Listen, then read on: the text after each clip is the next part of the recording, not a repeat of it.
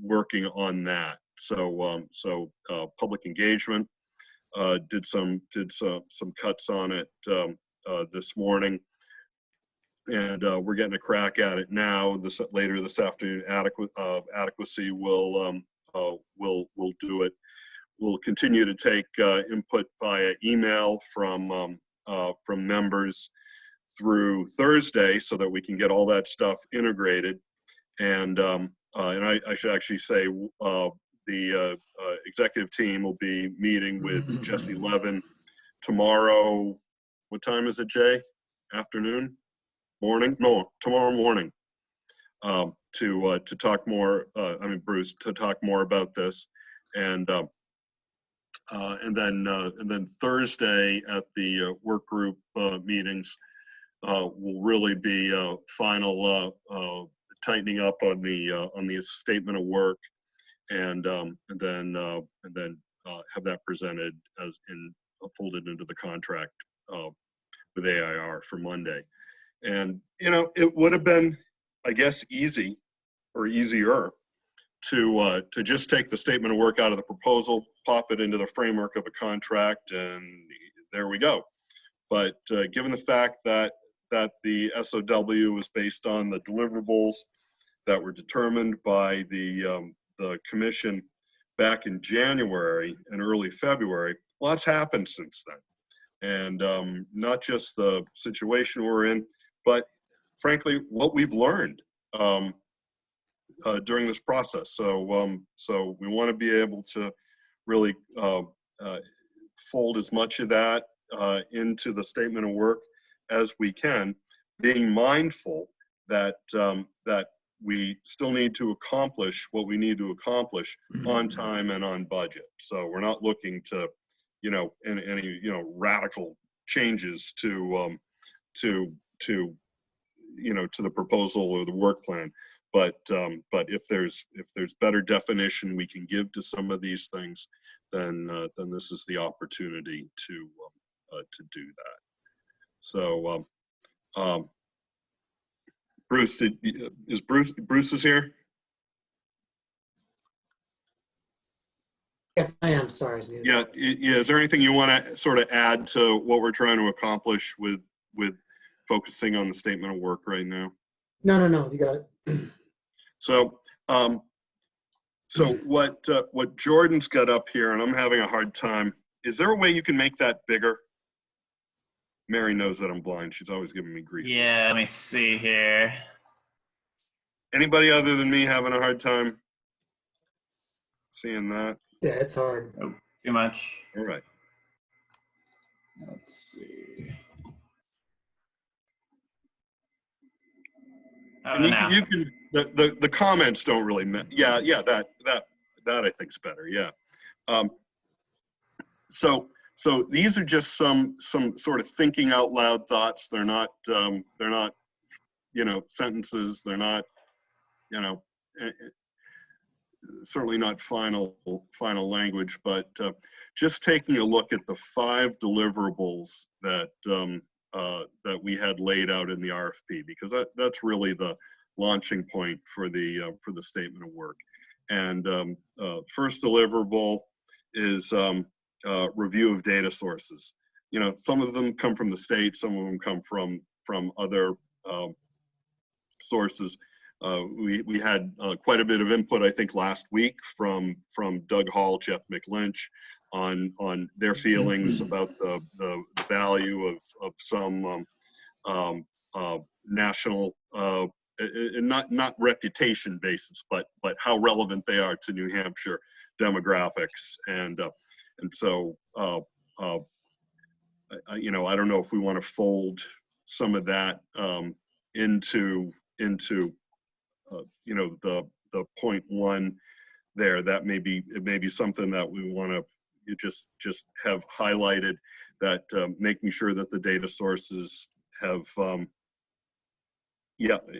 let's see, usefulness in the data outcomes, but also usefulness in the New Hampshire context. And I think we use that in a couple other points. So maybe having something in deliverable 1 that talks about the the relevance to the New Hampshire context. Well, it's existing New Hampshire data, so one would presume somebody thinks it's relevant to our context. I mean, this deliverable is about looking at what we already collect.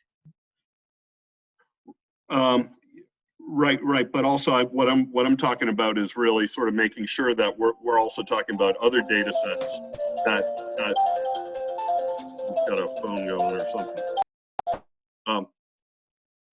No, you're right. This is about New Hampshire specific data, but maybe having something folded in there too about and other data, making sure that other data that they're using is relevant to the New Hampshire context. I think that occurs in number 3. Does it? I mean, that's where your context would be, because it's continuous collection of relevant data. Okay. Thank you, Chris.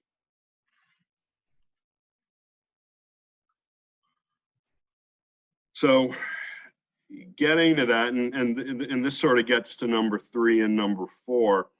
You know, I had some conversation with Mel and Jay this morning about maybe making these things. I mean, 4's really got a lot in it. There's this whole thing of comprehensive definition of adequate education, and I don't know if the original language in there, well, we've got outcomes across the state. We're sharing the provision of, well, you can see we've got some, you know, change tracking in there, but you know, I don't know if we want to maybe put some things that we have learned along the process of you know, underlying principles like fiscal neutrality in fiscal policy, and comparable educational outcomes, or maybe opportunity for comparable educational outcomes across the state. And there was some thought about maybe you know, making this a couple of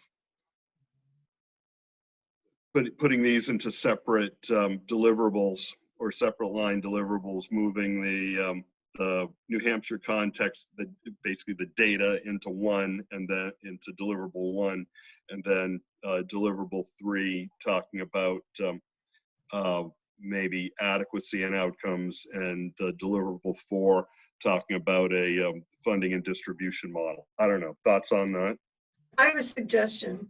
That would be, I think screwing around with the top line descriptions doesn't make sense until we've gone through the real description of the deliverable, because these are highly abbreviated from what's actually in the text for the deliverable. So I think it would be, I've just read through it and really see the logic of the order and how things build on each other. So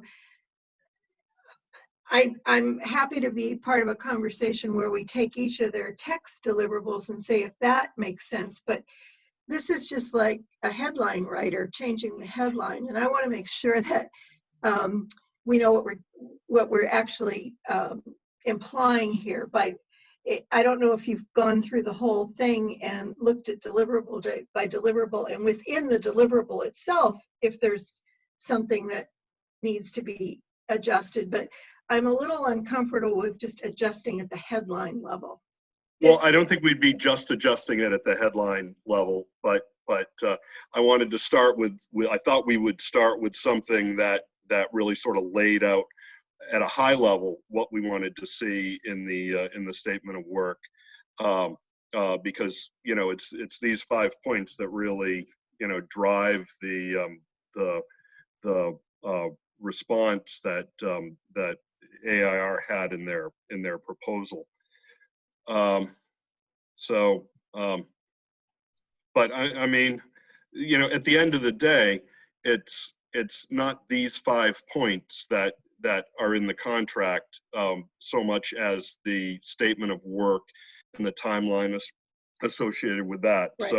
So I thought from a discussion point, we could sort of, talk about it at a high level and then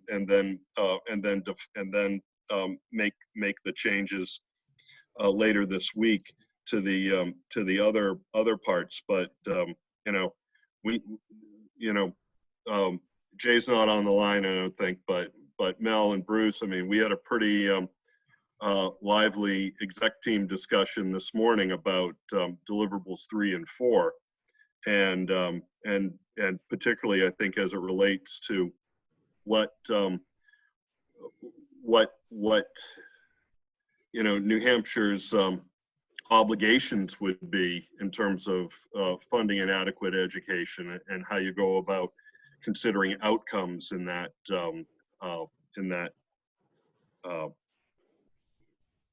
responsibility.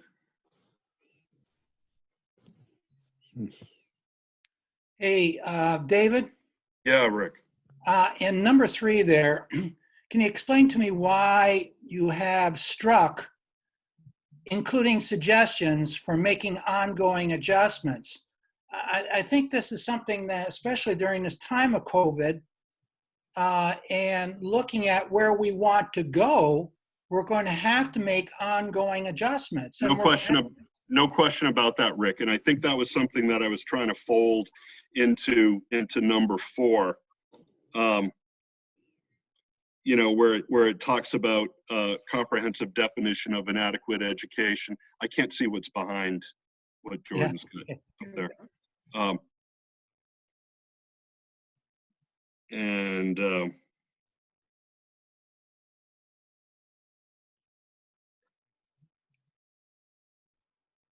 But it would sort of be folded into defining adequate education and making those adjustments. So I think we've got it right here. Future costs made evident from COVID-19, revenues available information.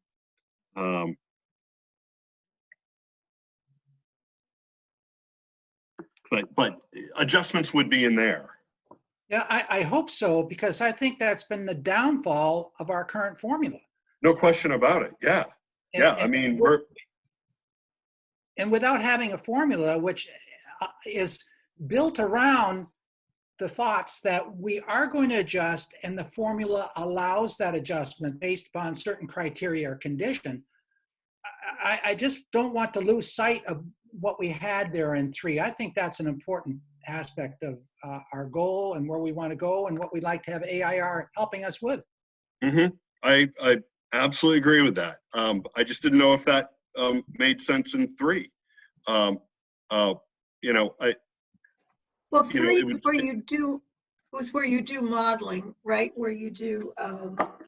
Well, 4 is modeling. Cost function modeling in mine is in 3. Okay. 4 is modeling the recommended options. The kind of modeling that you do in 3 is testing out various possibilities before I think you get to recommendations. Mm-hmm.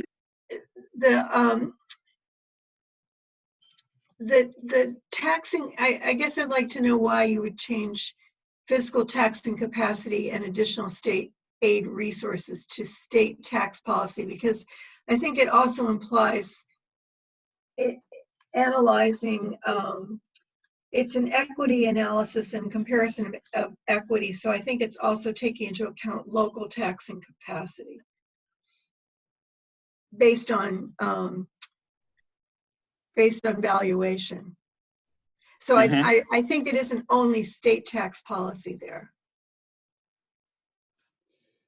Right. Say that again, Chris.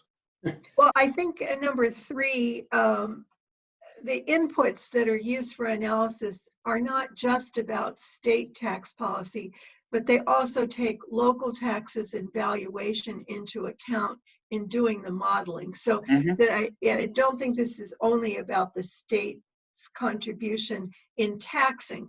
I think they also talk about, state aid and federal aid and other kinds of resources that go into these formulas, right? Not just taxation. Mm-hmm. just didn't want to make it look as if it's only about taxation. Mm-hmm.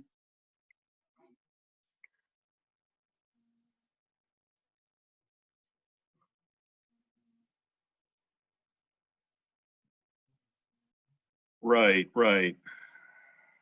Dave, it's Bruce. I'll just based on earlier conversations we've had, I know we wanted to be clear that the commission will not drill down into local tax practices or policies that have to do with various kinds of exemptions at the local level as a function of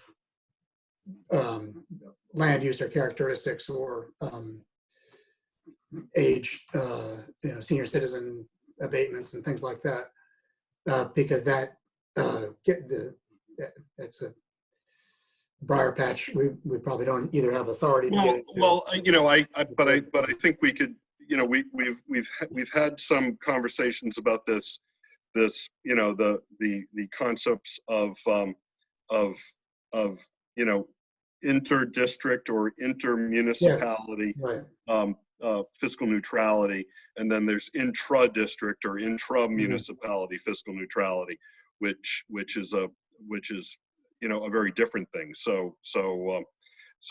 But probably laying out options for the legislature to enable, that would allow municipalities to provide some sort of fiscal equity in this. And now you're thinking about like elderly exemptions or veteran exemptions or current use exemptions, a lot of which the state already has, some of which I should say the state already has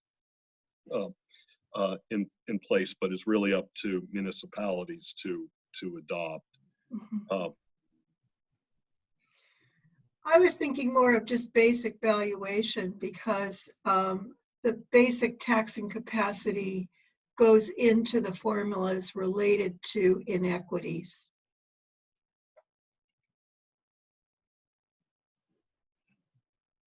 Before you apply any of the other kinds of things. Without that, I mean, that's the essence of what 3 is about, because it's looking at inequities, and the inequities come from those valuation differences. Mm-hmm.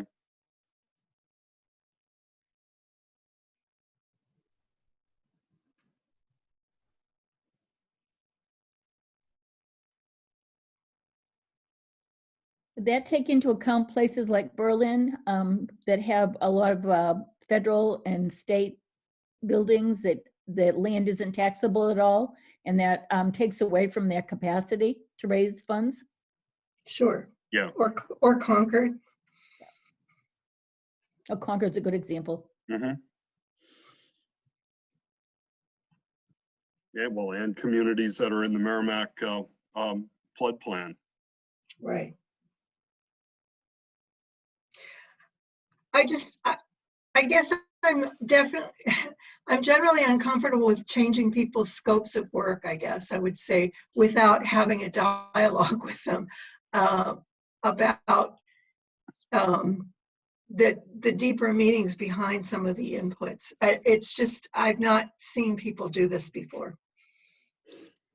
Okay, so, well, so, no, and we're, this is a dialogue we're having with AIR.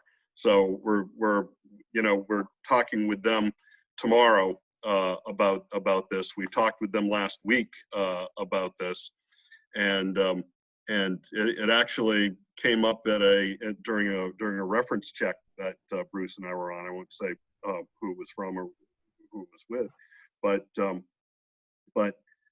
that and it was a reference check with a reference that also had a similar sort of 6-month timeline that we have, and they said, hey, be careful, don't really do what we did, which was copy the proposal into the contract, but they said that their research contractor was open to sort of making adjustments as they went on, but they lost a little time up front because they didn't they didn't take into consideration some maybe changes to what they wanted to do.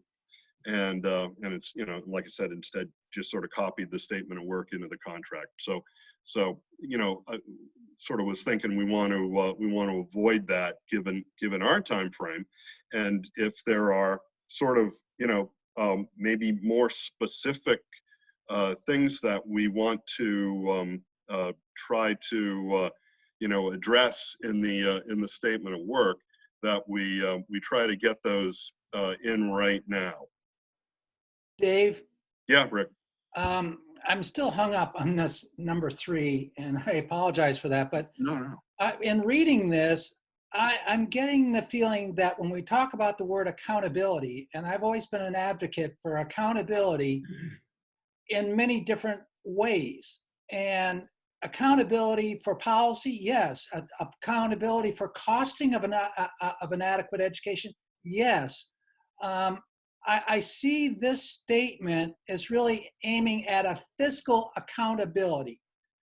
We're talking about tax dollars. I hope we're also talking about local tax dollars, but I believe that there has to be an accountability that it also impacts the fiscal expenditures that can be reduced without having to increase fiscal expenditures. For example, if in fact a local's making a decision to spend all their money in a certain direction rather than towards the stated adequacy core knowledge goals, whatever we come up with, then there ought to be an accountability on that side as well that ensure that instruction and curriculum is paralleling where we are setting up in terms of what our goals are for core knowledge. So it can't always just be fiscal dollars which are going to fix it. I agree, we got to do that, but there's another part of that equation. When we look back at the 2007-8 Commission report and what we put into statute back then, there was a section of statutory language dealing with accountability. And that had to be reported and approved by the Department of DOE. Mary knows that. And so I don't want to lose sight of that. That's what I'm trying to say. So did we have that in there before? Not really, not to what you were just saying. Well, you know, when we wrote 709 earlier, there was an accountability section in 709, which was just extrapolated from the old statutory language and placed into that bill. That's not there anymore. Of course, 709 was never adopted. Right. But I don't want to, I just think we need to have accountability. So yeah, I think you're I know you're right on this, Rick, and you know, using what you were just saying, it's sort of like what if the school district took the funding, maybe it was their objective to have the best basketball team in the state, but the outcomes that the state are looking for are not reflective of that goal. That they need to be applying the dollars towards achieving the comparable outcomes, or the opportunity for comparable outcomes that we want. Yeah, so this is where policy decisions on the local level impact the costing. Right. And I'm not trying to pick on anybody like basketball. I'm just trying to use an extreme example. But I think the date was about 1996, the department at that time did ask school districts to write a plan and set goals and determine the manner in which those goals would be met. And there was a variety of things that they could do. There was a lot of complaints about every district having to develop a local education improvement plan. So I don't think it ever went too far. I think it was 2 years we tried it, and then it pretty much disappeared. But I think it's some way to tie, how am I going to know what's the evidence that kids are achieving at higher levels based on these dollars that we're investing in your school district? Or based on the goals that you've established for yourself. I totally agree with what you've both said. I just don't think that's in this contract. I mean, I think the commission needs to make those recommendations, but I don't think it's part of this contract. Oh, I agree. I think that's something that we have to grapple with. Okay, so let's not lose this conversation. So let's in the and I don't want to call it the parking lot, but we got to make sure that we've got something going that will pick up on this conversation and make sure that that accountability is part of what the final report that we deliver. Is that fair? Rick? Yeah, I don't, yeah, let's not put it in the parking lot that's buried under the ground. Right, that's why I didn't, yeah, but something that's in a you know, final report framework, accountability is going to have to be part of it. Absolutely, absolutely. David, did ARR walk through this scope of work with you and tell? You're going to do that tomorrow? We're doing that tomorrow. All right, so what you're trying to do is kind of ask us what we think might not be there? Either might not be there, or more importantly, that you want to make sure is there. Okay. And if anything's ambiguous, let's make sure it's no longer ambiguous. One of the things one of the things I learned from AAR's proposal was and from conversations with Jesse Levin and his team were was basically their emphasis on outcomes. And I mean, they're not, so they do not envision right now using an input-based, evidence-based model or a professional judgment model. And so they have and I hope I'm not mischaracterizing this, Bruce, a strong belief in the outcome-based model. Is that right? Yes, that's right. And so with, you know, knowing that now, which we didn't know back in January and February, are there things that we want to make sure that we're doing, or that we're going to get out of their research that will and their recommended options that look at those outcomes as part of our adequate educational obligation, I guess. And you know, and it's really, I think it's complex. I have a very hard time I have a really hard time understanding all of it, and I'm certainly really looking forward to working with Jesse and his team on this. But you know, when we talk about outcomes, is it outcomes or is it opportunity for outcomes? Or are we measuring specific things like third grade reading and performance on college preparedness exams? I mean, what are we doing here? And I just, you know, if that can be reflected in 4. Dave? Yeah. I'm looking at the old 2007-8 statutory language right now. Yeah. And back then, statute 19840-A was the cost of an opportunity for an adequate education. Right. 19840-B was the use of differentiated aid. And this is where all the accountability was stacked up. It said a school district which receives differentiated aid under this RSA for schools within its jurisdiction shall separately account for such aid as part of its financial accounting procedures. So they're seeing accounting procedures and accountability as linked. And it goes on and spells out states some programs which were acceptable from DOE.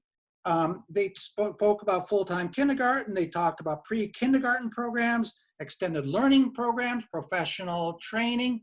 All that was incorporated as part of that use of those monies. Right. I don't want to lose that. Right. And I think we put some of that. That's some of the you know, the sort of the notes we've got in 4 right now.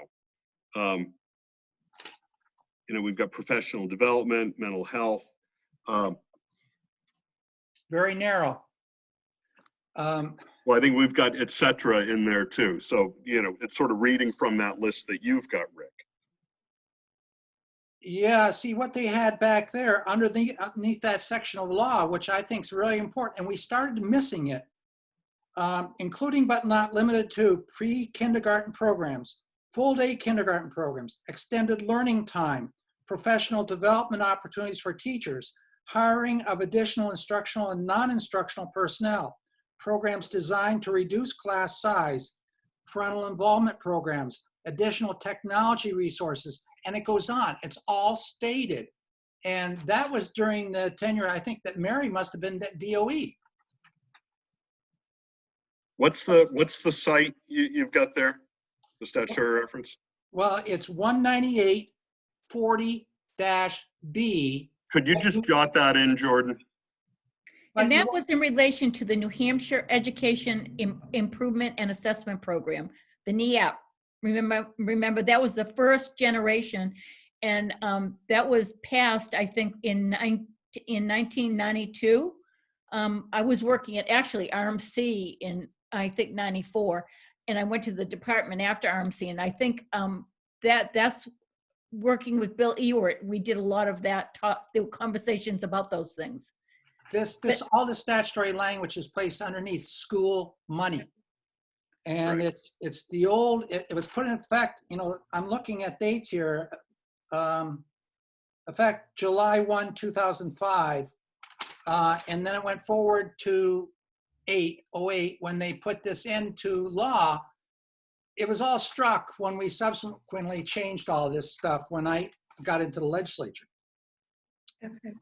If you go back to what was actually written there and you see that the goal of number 4 was to model options for ensuring the provision of equal educational opportunities and outcomes, because part of the work in 3 is looking at the relationship between those two. So it isn't just a laundry list, but it's looking at the relationship between those two in the context of our state. So that seems to me to capture this conversation. So again, I think the tax policy is something different than this. It's obviously supportive of it, but you know, looking at equal educational opportunities and outcomes is a phrase that I'm not sure we want to lose. Mm-hmm. Absolutely. Yeah.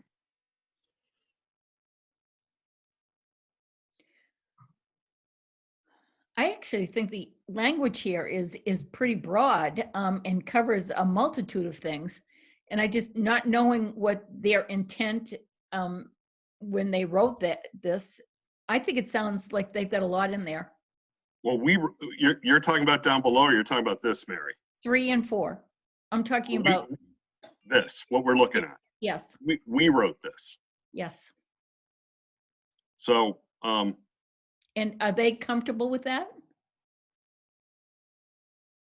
You haven't had that conversation with them yet. no. Well, I mean, they've responded to That was this. the RP, right? Yeah. Okay. Yeah.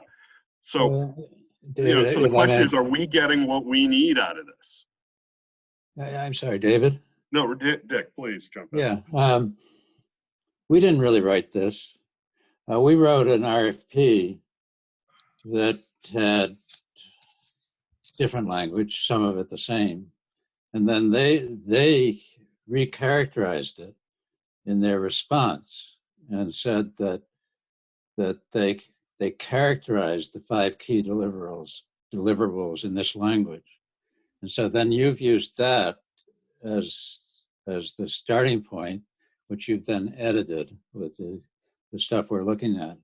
But you go back to RFP, which was our language, with 5 points, we there's more in it. And I would say more focus on adequate education and cost of adequate education, the opportunity for that, than here. But that's just, I'm just trying to get straight what we're dealing with. Okay, well, I am too, so.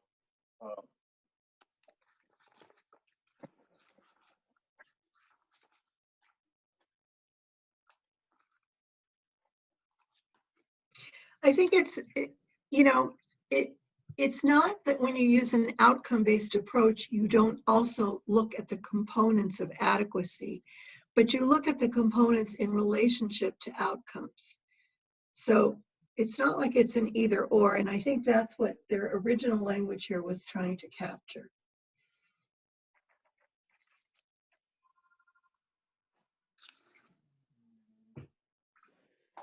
Sorry about this.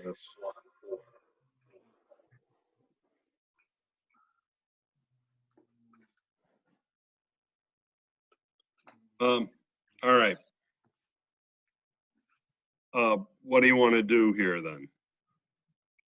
Should we, Chris? Do you have some comments from AIR's right up below that you want to share?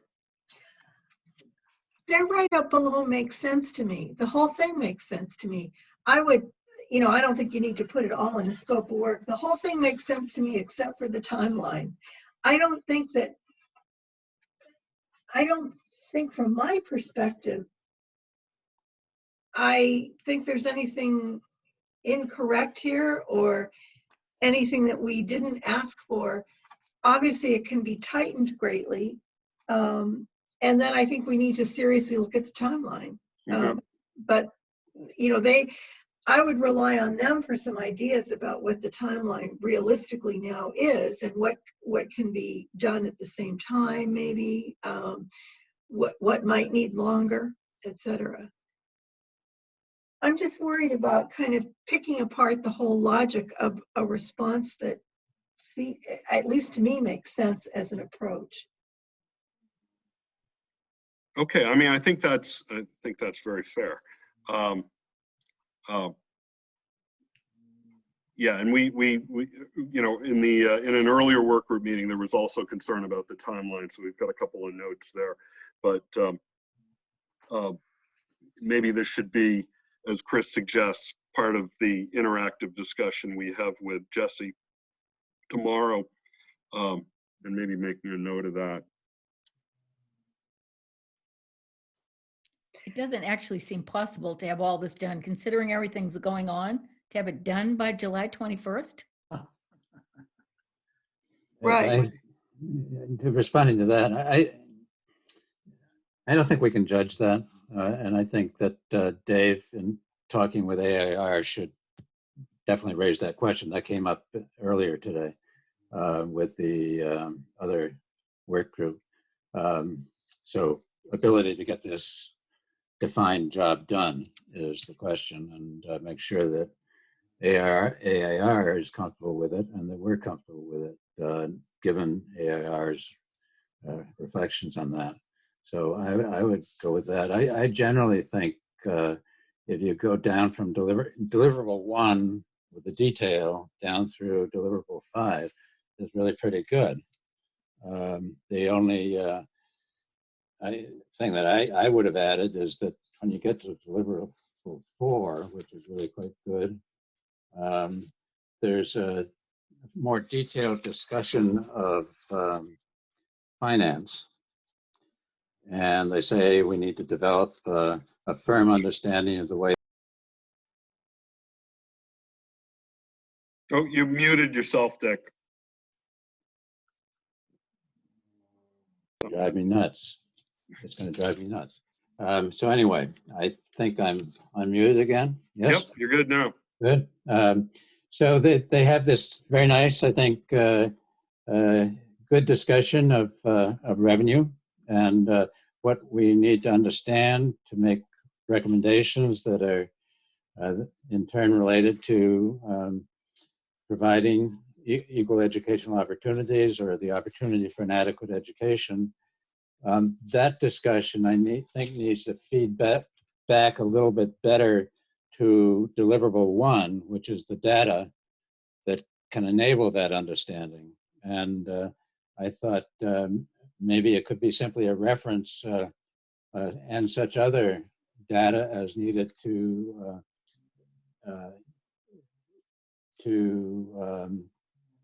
develop the understandings reflected in stated in deliverable 4, something like that, rather than try to repeat things. But apart from that, and maybe that's a quibble, I think it's very good from 1 down to 5. I'm a little concerned about the summary in above the line, the 1 to 5 of deliverables, which is a summary, nothing more than that, and it's their summary. You're sort of hard pressed to find adequate education in that language. An opportunity for an adequate education and cost in adequate education, all of which are in our statute. Go back to Rick's reference to the 2008 statute. It's really the 2020 statute that counts. 2020, yeah, statute that counts, and in it, repeated reference to adequate education, opportunity for an adequate education, costing an adequate education, and that language is in our RFP. So I would try to weave a little more of that ultimate goal and statutory directive into the starting point, which I think is contained more in the deliverable detailed discussion. Yeah. I think that in your conversation with them tomorrow, to follow on with that, having them talk about how you think about adequacy in the context of an outcome approach, to give some language that might be useful to us going forward in terms of thinking about that, because I believe when everyone thinks about adequacy, they only think of, pick one from column A, one from column B, multiply it by 3. And I think what we really have here is a conceptually different way of looking at adequacy, and we need some language for that. Yeah, and I think that was really the concern that we were trying to get at in deliverable 4, and probably a reason that led to a lot of sort of choppy ideas in there. And yeah, and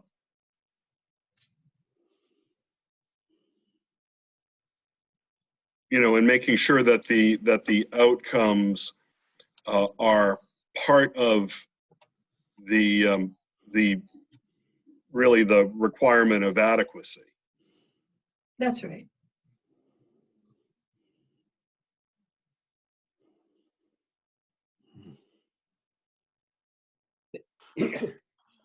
This is Jay. 2 reasons for standing back on the conversation. One is you didn't want to hear me munching on chips. And the other is I think you did a terrific job of coming back to something that is foundational, which is the adequacy definition, and the developmental, the inquiry component, which is, and then how do you equalize opportunity and outcomes. So I think you've come to a really important point about trying to have them clarify how the adequacy definition is going to inform both the opportunity side of their investigation and the outcome side. Right? Yeah, thanks for that, Jay.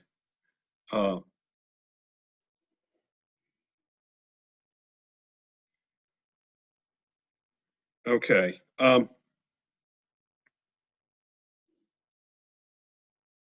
Is there anything else we want to look at while we're here? I mean, this obviously we're not just going to accept all changes and go with it. This is basically a lot of notes on the page for a conversation tomorrow, and then for maybe a little bit of tightening up based on Jesse's input as well, and then something for work groups to look at on Thursday when we all meet again. And so basically all the commission members will be able to have another view of this before we see it in a contract on Monday. Hey, Or on Dave, Tuesday can, next week. Dave, Rick? can you move up to deliverable 1, please, for me, so I can see it on my screen? Sure, Jordan can, yeah. Okay, there. In looking at that, comprehensive review of existing data sources collected by the state. We're looking to collect data referencing New Hampshire education from multiple sources, not just from the state. So what about some of these other agencies we're going to be listening to? What about what we have identified in prior groups that Mel was on with me that did not necessarily come from the state? Some of it's very relevant. So I'm concerned by the language. I like data sources collected by the state and other sources with consideration or something like that. So we're not limiting where we're getting the information. We know DOE and the state, whether it be the Department of Transportation when it comes to mileage and all that stuff, their information is sometimes very limited. DOE's information is limited. It's very good with data from the 25 forms, but beyond that, we've asked for information from them, and we don't collect that. So where do we go to get it? Well, we go to get it from some of these other groups that you're doing right now. I think it's too narrow. And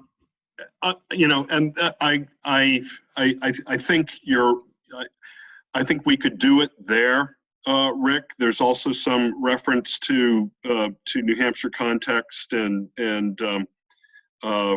collection of relevant data in deliverable 3, like that Chris was pointing out earlier. Yeah, but that's dealing with the evaluation methodology. Up here, we're talking about a comprehensive review at the very beginning. Mm-hmm. It's a little different. And gathering that information, all that information, now you're talking about collection of relevant data down here, that's once you get your methodology, and there's a process for collecting that on an ongoing basis. Right. I guess what I was talking about earlier when we started this conversation and looking at deliverable 1 is along the lines of what you're talking about right now, Rick. When last week it was certainly presented to us by Jeff and Doug that couple of sources of information may not be, because of the sample size or whatever the methodology they used to get it, really didn't have that much relevance in the New Hampshire context. So relying on those sources of information, particularly for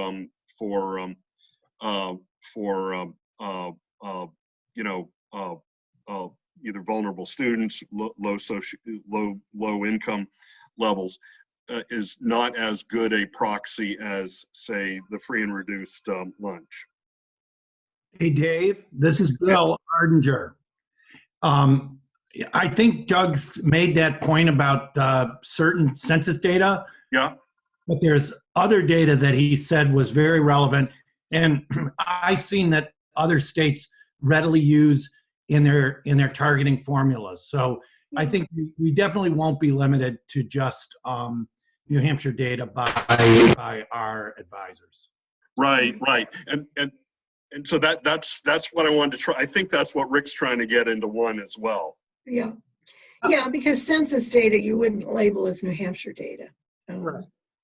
Absolutely. And also the national, the NCES data at USDOE is good data. And Doug said that people looked at it. Mm-hmm. He was just principally worried about the census data as opposed to the national But I sent some information on this. I don't want anybody to make the leap that he made, that Title I data is based on the ACS. It's not based on what he was saying. It's much more sophisticated than that. So I agree with that very much. There's good data there that'll be accessed, I'm sure, as part of this consulting. Sorry to interrupt in this. No, that's we're all welcome on all the work groups. So,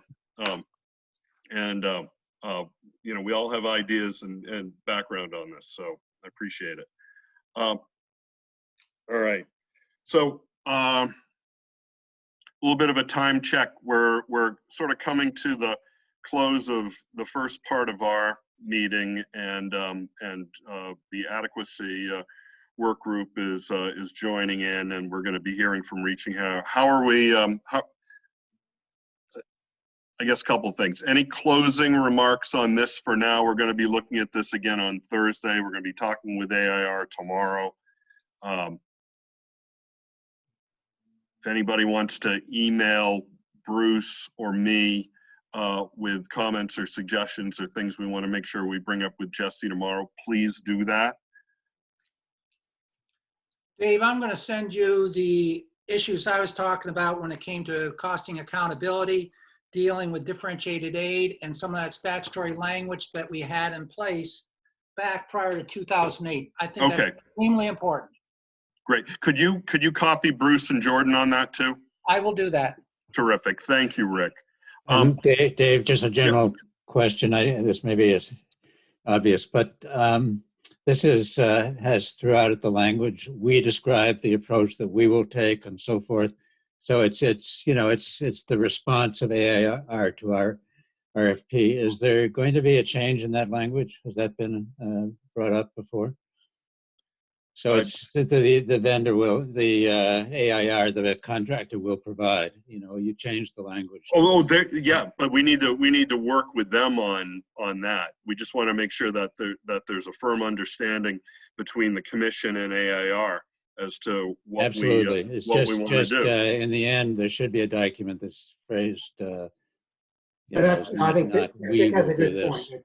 It's the contractor, and it's the contractor that will be performing these activities. Exactly. Right. Yeah. Right.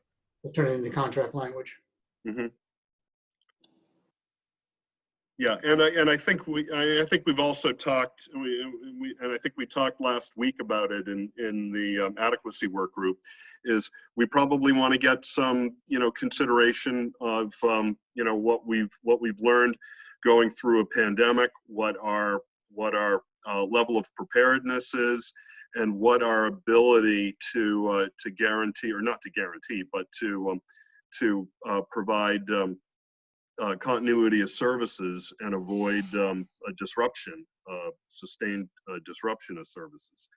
And it doesn't just have to be for a pandemic, but a dozen years ago we had an ice storm that I think knocked a lot of districts offline for 5 days or more. So in fact, we knocked power out for 5 days or more. And so being able to provide continuity of services under all sorts of conditions, I think is something that having some consideration in there in the adequacy work will be important. So, all right. So, any other thoughts, suggestions from the Fiscal Policy Work Group on this first round of look? Please email them to Bruce, Jordan, and me, and we'll be bringing them up tomorrow with Jesse. Like to welcome Jay and the Adequacy Work Group, and we're really, Fiscal Policy is actually joining the first half of your program today to hear a presentation. So Jay, is it okay if I turn it over to you? You may. Thank you. And that was I appreciate sitting in on the last fiscal policy conversation, well informed. So we should begin the adequacy and distribution work group by just doing a roll call of our membership. So with Bill Ardinger. Want to say present and where you are and if anybody is attending with you. Oh dear. Billy, you're muted. You can come back to him. Will do. Barbara, Sorry about that, guys. he's back. I'm Bill Ardinger, and thank you, Jay. Sorry about that delay. I am in a home at Cuttyhunk Island in Massachusetts, and in the house with me is my wife. Thank you. Barbara? Hi, Barbara Tremblay from in Keene. My husband's in the other room. All right. Iris? Hi, I'm in Portsmouth and my husband's in the other room. And Jane? Jane Bergeron in Litchfield, here home alone with the dog. All right. Val Stanchuk? Val Zanchuk's at my office in Jaffrey, all by myself. And Jay Kahn in Keene at home. My wife is someplace. I am by myself right now. All right. Good. Anything else that we need to cover? Dave, you started off your meeting. We need to say if anybody is listening from in on the conversation and has trouble with it, there is a phone number in the Senate and House calendar for them to contact. Yep, that's good. I usually check in with Jordan, make sure we're all good with people that have tried coming in. Yeah, we're all good, it seems like. Yeah, I can see we've got 29 participants, so we clearly are beyond our commission scope. All right, our first agenda topic for the day is to welcome Liz Canada and the Reaching Higher New Hampshire group. Thank you for all the work that you have been doing, Liz, on the characteristics of school populations and their communities. Appreciate it, and looking forward to the summary you wish to present to our School Funding Commission. Thank you, Senator Khan. I'm going to hand it right over to our interim executive director, Charlie Toolman. And thank you for those kind words. And it is very much a team effort, which I'll talk about in a few minutes. But for now, let me pass it over to Charlie. Well, nice to meet you, Charlie. Great. And actually, Senator Khan, I actually know you from my just prior role at the Nellie Mae Education Foundation. Oh, of course. Okay, great. You were part of that great group with NCSL that was looking at sort of student-centered and learning and finance. So nice to see you again. Thank you. And welcome to everybody else. I'm just going to take you through a few slides. I think Liz is going to load this. Hey Liz, I don't know if yeah, it looks like my share screen is disabled. Jordan, if you can help out a little bit. Yeah, let me see here. I'll pause for a minute. There we go. Okay, let me just pull that up. Great. Thank you, Liz. And again, thanks for both groups for giving us this opportunity to present our work on the whole picture of education in New Hampshire. As I said earlier, I'm Charlie Toolman. I'm interim executive director at Reaching Higher since about mid-March. I'll also have on this presentation with me Liz, who is Director of Policy and Practice at Reaching Higher, as well as our interim Deputy Director, and my colleague, our Communications Director, Christina Pretorius, and the newest member of the Reaching Higher team, which is Dr. Adam Gilbert. He's our data consultant and an associate professor at Southern New Hampshire University. For those who want to follow along at home, you can also follow our slides at www.reachinghigher.newhampshire.org. And an important note to start, if If the committee members can hold all of your questions until the end of the presentation, anything that we're not able to answer today for whatever reason, we're happy to respond to over the next week via email, and in that time, we'd be happy to work with Bruce and the CARSI team on getting you what you need. Liz, if you can go to slide 2. For any public members who are listening in to this, just a little bit of background about Reaching Higher. We're a nonpartisan 501c3 nonprofit that's based here in Concord, New Hampshire, founded in 2015, and serves as a public education policy and community engagement resource for the entire state. In late 2018, the board and staff of Reaching Higher determined that our leading organizational policy priority moving forward, it needs to be to inform and support public engagement on the issue of school funding. Based on what we're seeing in the field, we believe that re-exploring how New Hampshire funds its public schools is among the most important public policy opportunities of our time. And therefore, most of our policy work going forward is going to be focused on providing the public with research and resources that they need to understand and make informed decisions about school funding policies in New Hampshire. For the last 2 years, all of the staff, with the support of our board, has been doing an in-depth research project to better understand the broader context in which our students are learning and the wide range of factors that those students navigate as they strive to realize their potential. And I just want to encourage everybody on this call to sign up for our education funding newsletter as well. If you can go to slide 3, Liz.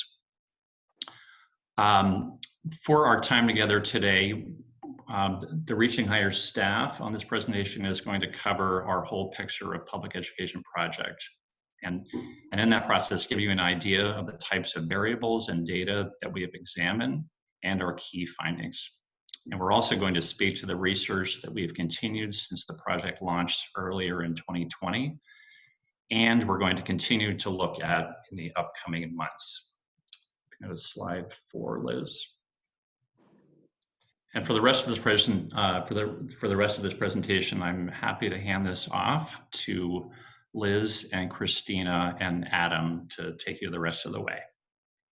Thanks, Charlie. And for members of the public, again, you can view the slides. I know it's difficult to listen in on a call that has a PowerPoint attached to it. So you can go to our website, reachinghighernh.org, and we're about to be on slide 5.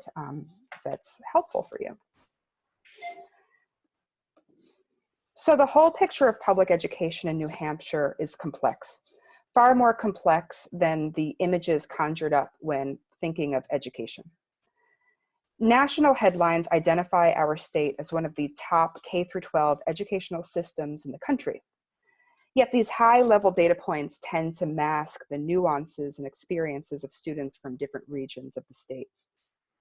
What we know is that context, both within buildings and within communities, matters deeply for student learning. We all want each and every child in our state to thrive in school and beyond. This project aims to support the deeper conversations needed to truly achieve that.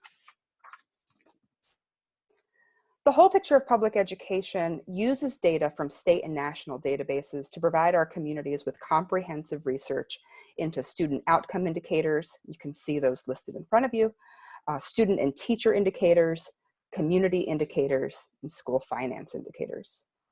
This project spans over 30 different sets of data from the Census Bureau, Department of Revenue Administration, the Vital Records Administration, and the New Hampshire Department of Education. This is foundational research, and as such, we've created the baseline analyses that we will continue to build on using subsequent school years. More on that later. As Charlie mentioned, we also have Dr. Adam Gilbert with us today, and he had partnered with us when we were launching this project to run the correlation and regression analyses. So statistical questions you might have, we'll be able to address. And again, we ask that you hold all questions until the end of our presentation. Before we begin exploring our findings, let's take a minute to note some of the limitations of the data, as well as some of the data we have chosen to exclude and why. For the purposes of this research, we used student outcomes on academic assessments or proficiency rates as a proxy for student learning. We fully acknowledge that one test does not fully capture student learning and growth. However, assessment results are the measures we currently have to work with.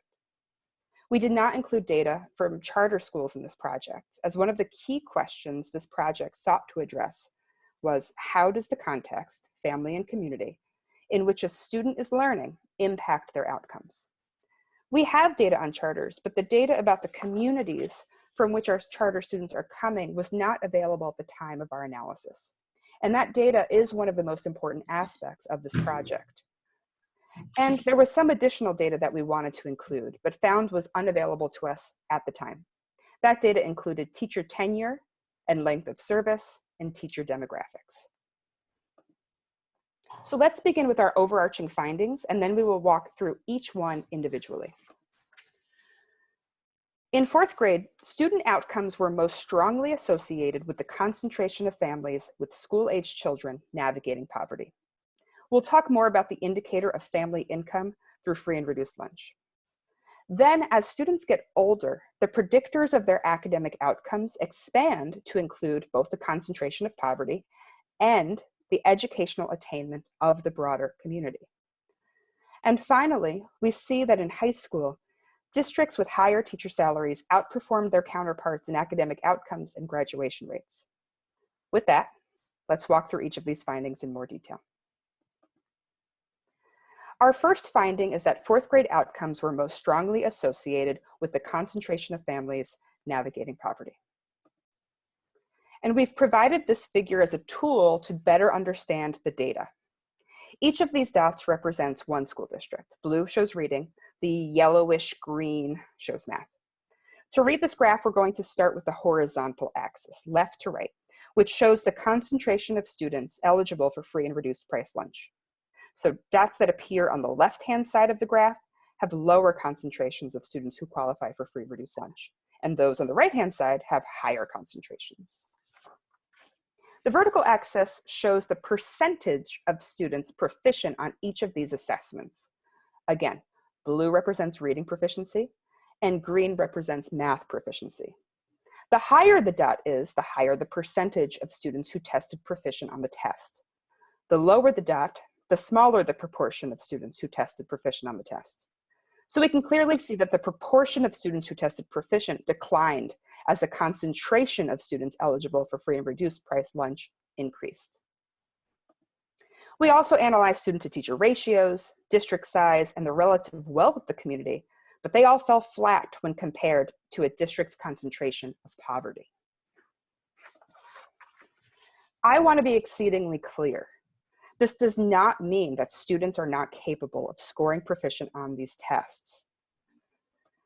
What it does mean is that the unique challenges that many students navigate, food insecurity, housing instability, and lack of basic needs like a healthy environment and access to doctors when they are sick, have proven to be particularly difficult to overcome. There are evidence-based family, school, and community interventions that can help remove barriers to learning and create environments where students can thrive. So we used to have different talking points leading up to this slide. So the presentation we sent back in March, if you reviewed that, looks a bit different than today's.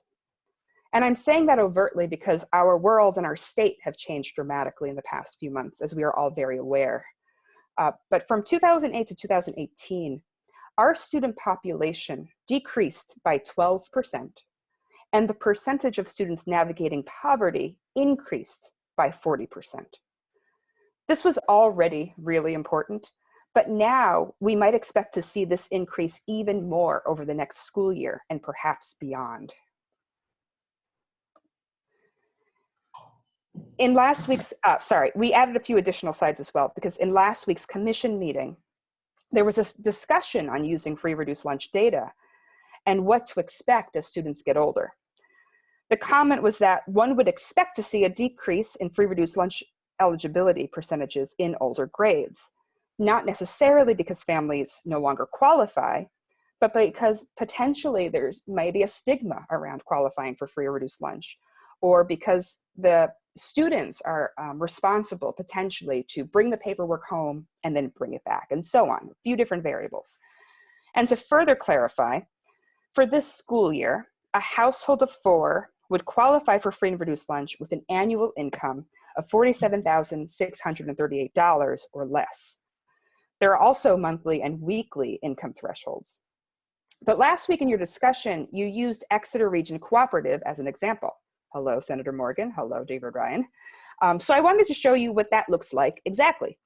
In the middle and high schools of the cooperative district, 9.6% of the students enrolled were eligible for free reduced lunch in 2017. And we are using 2017 because that's the final year of our whole picture of public education data set. So middle school and high school, 9.6% eligible. Exeter Region Cooperative has 6 towns that feed into those middle and high schools. And for all of those towns' elementary schools, 10.7% of the students qualify for free reduced lunch. This isn't a huge difference when you just look at it. So it would be helpful to look at another example. So in Manchester, which as we all know is our state's largest district, students, 51.5% of students are eligible for free reduced lunch in the middle schools and the high schools. Yet in all of the elementary schools, 62.8% are eligible. That's an 11-point difference. And as was mentioned last week, maybe in part, perhaps in large part, due to stigmatization. The community eligibility provision allows schools to offer free breakfast and lunch to all students without collecting household paperwork moving forward. To qualify, a school or a district must meet the 40% threshold of students qualifying for free reduced lunch. Schools and districts must also opt in to this. It is not automatically done. So as of January 2020, the New Hampshire Department of Education identified 19 schools that are eligible for this provision. These schools represent 6,347 students. An additional 35 schools were identified as near eligible. These schools represent 12,165 additional students. We wanted to share this information because this was also discussed briefly last week in your commission meeting. In the event you want to learn more about this, we would recommend speaking to the New Hampshire Department of Education folks who are the experts in this field.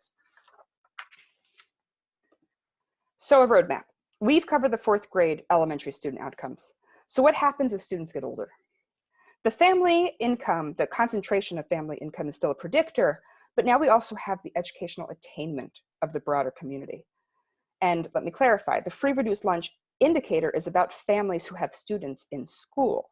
The educational attainment of the community includes everyone in that community, 25 years and older. When we say predictor, this is statistical language that means the indicator has strong explanatory value.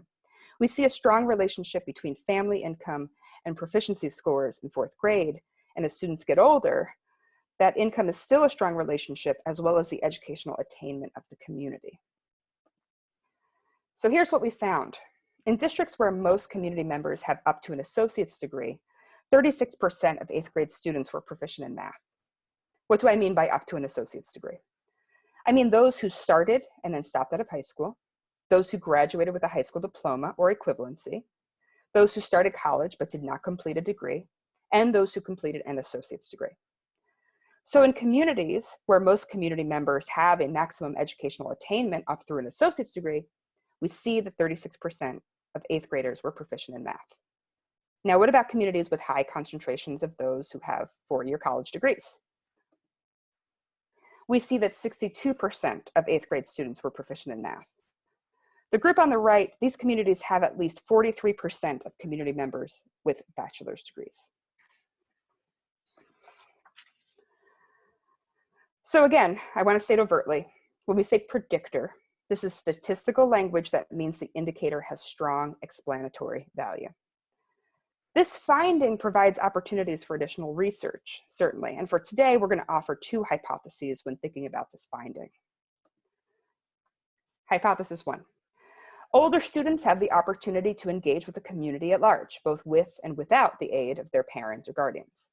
They may have mentors who encourage their interests and passions, who can help guide them in choosing classes, finding internships, or seeking other opportunities to develop and pursue their goals, and also support them in staying on track as they experience challenges along the way. Then we have hypothesis 2. We suspect that the educational attainment variable indirectly reflects other community level factors for which we do not have data. For example, we were unable to collect community level data on health and wellness outcomes, environmental factors, community violence, substance use, mental health, and childhood trauma, abuse, and neglect. And research shows clear relationships between these factors and student learning. So now on to our third finding. In high school districts with higher teacher salaries outperformed their counterparts in academic outcomes and graduation rates. In the bottom quintile of districts for average teacher salary, the bottom 20%, we see that the average teacher salary is $48,132 or less. The graduation rate is 87.4%, and the high school dropout rate is 3.0%. We've included the K-12 student enrollment as well to see how many students are within these 20% of districts. Now let's look at the top 20%. These are the districts with average teacher salaries of $62,970 or more. The graduation rate is 94.5%, and the dropout rate is 0.8%. Now, there were quite a few variables we are not able to analyze when considering teachers, as the data is not currently available. Those variables include teacher retention and attrition within districts, whether the teacher demographics of a district reflect the student demographics, the number of years in the field, degrees and certifications in relation to teacher salary, and that's just to name a few. In New Hampshire, the amount that districts pay teachers tends to differ based on socioeconomic status and property wealth. Districts have higher property wealth and more prosperous economic conditions tended to have higher teacher salaries, and this trend has only grown over time. This graph shows the change in average teacher salary from school year 2008 to 2017, comparing districts with the highest and lowest concentration of students who qualify for free or reduced lunch. The upper quartile in blue and the lower quartile I've hidden from you, but it's going to be green. For the blue line, we are looking at the districts with the lowest proportion of students qualifying for free reduced lunch. In 2008, this top quartile had 8.6% or fewer students qualifying. And in 2017, these 40 districts had fewer than 12% of students qualifying for free reduced lunch. So we see that in 2008, the districts with the lowest proportion of students qualifying for free reduced lunch had an average teacher salary of $51,586. And then in 2017, the 40 communities with the lowest proportion of students qualifying for free reduced lunch had an average teacher salary of $63,443. So that's our blue line. The green line shows the 40 communities with the highest proportion of students qualifying for free reduced lunch. In 2008, districts had 30% or greater free reduced lunch. And in 2017, these 40 districts had 36% or greater. So we see that in 2008, the communities with the highest proportion of students qualifying for free reduced lunch had an average teacher salary of $43,223. And in 2017, the average teacher salary was $50,775. The difference in average teacher salary between these two groups of districts grew by 51% between 2008 and 2017. The difference was $8,000 in 2008 and grew to over $12,000 in 2017. You'll also see that the average teacher salary in 2017 for the districts with the highest proportion of students qualifying for free reduced lunch never reaches the salary for the top communities in 2008. The average salary in 2017 for the green line is lower than the 2008 salary for the blue line. With that, we're going to look at recent research. When our organization began working from home, we had to quickly adapt to the new reality, just like everyone else. Everyone on our team is a parent or step-parent, which has also meant we are supporting our children's learning while working full-time. It has been an adventure, to literally say the least.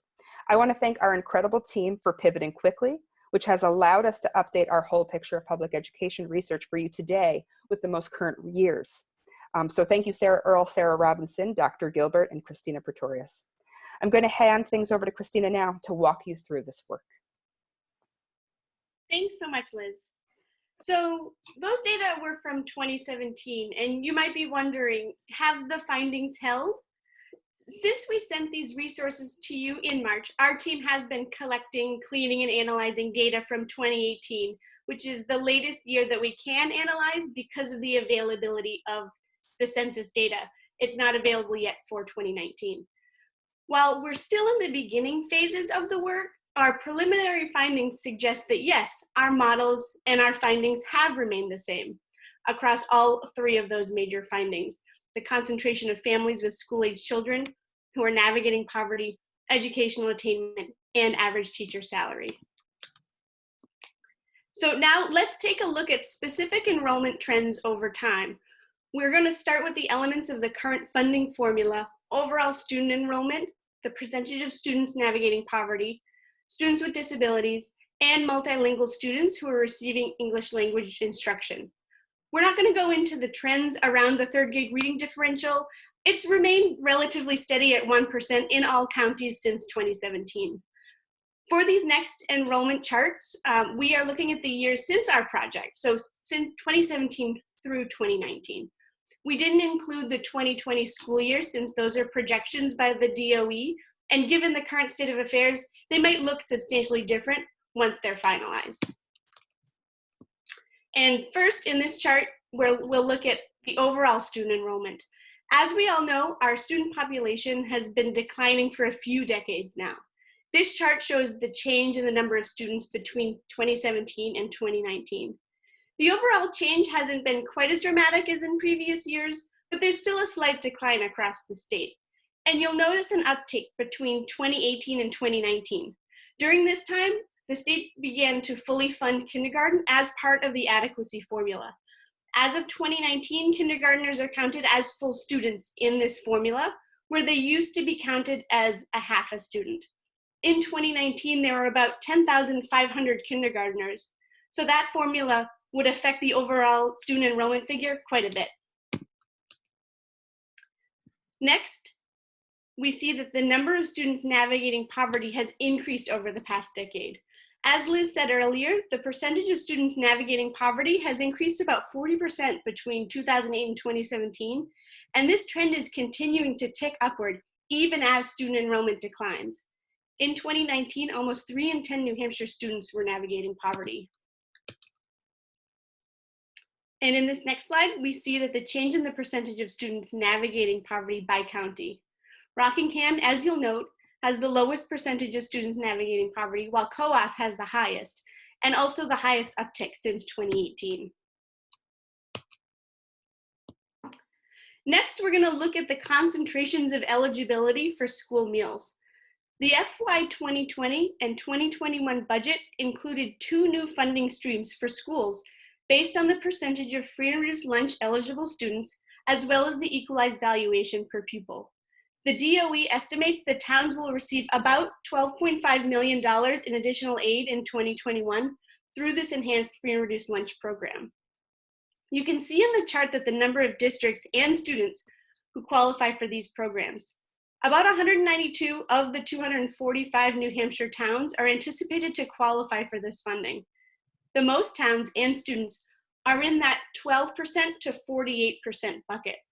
You'll also see that there are 29 towns who have more than 48% of students who qualify for school meals, representing about 26,000 students. And about 53 towns would not be eligible for this additional funding under this figure. Next, we'll look at enrollment trends for students with disabilities. Here we see that the percentage has increased slightly since 2017, even as overall student enrollment has decreased, as we had mentioned before. About 17% of New Hampshire students receive special education services in 2019. And on this slide, we see the change in the percentage of students with disabilities by county.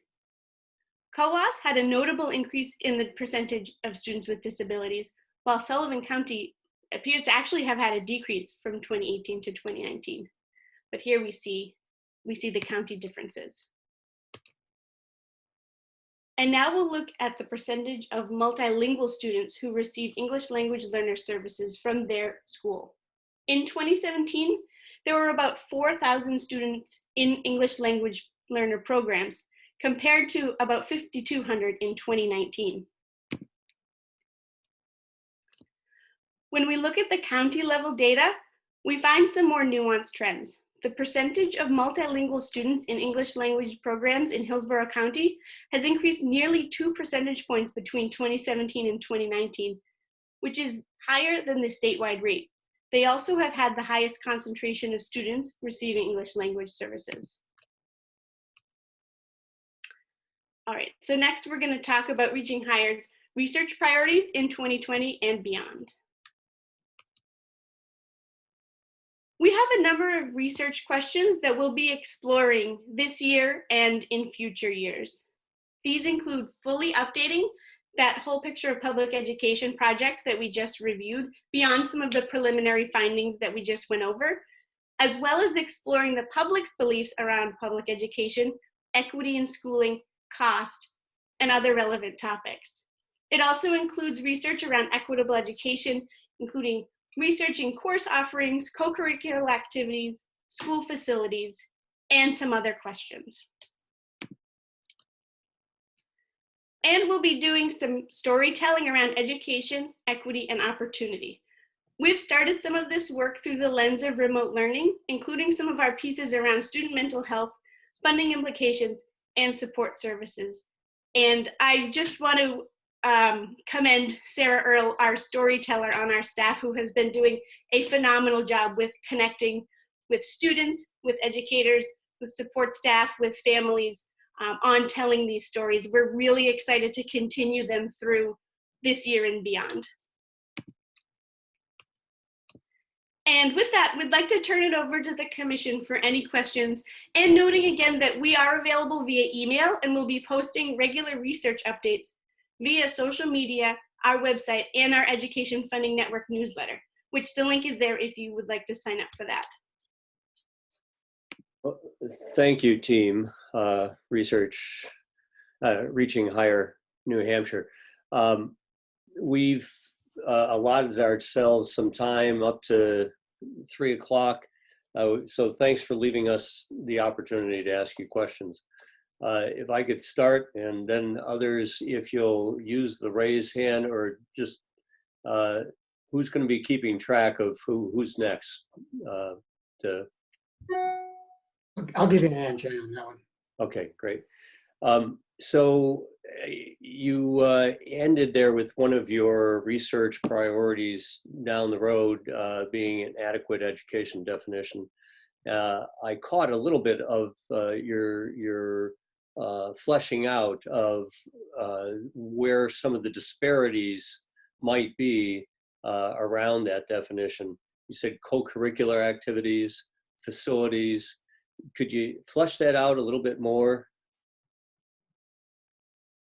Sure. So we are just starting in some of the planning around the research, looking at course offerings in high schools, going through and checking out what some differences might be between schools, between regions, as well as co-curricular activities and some of those other things. And I might hand it off to Liz to see if she might have anything to add.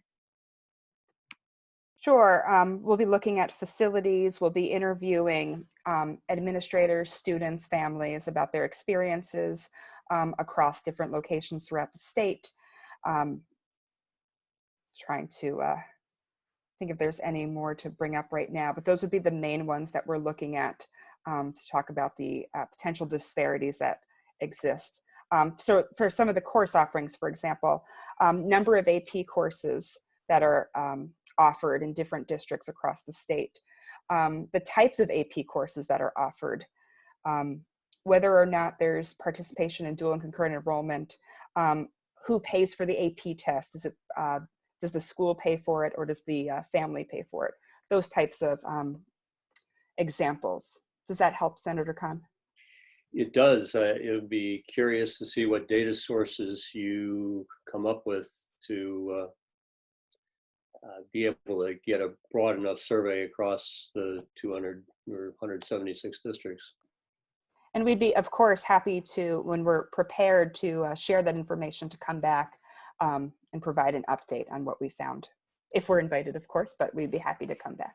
Yeah, yeah. Within our, I mean, your time frame is going to be probably beyond some of our inquiry. But maybe you could identify what sources of information you would tap. I think that would be helpful for us to catalog up front here, regardless of where our timelines are and how we link those up later. That seems like a good one to follow up with Bruce to share some of that information, if that makes sense. Oh yeah, we'll stay in touch throughout all of this. Respective projects. In the order we have Bill and then Barbara and then Val and then Iris. I'll keep track of that, but Bill's next on question. Thank you, Reaching Higher team. That was very, very thoughtful presentation. That's great work.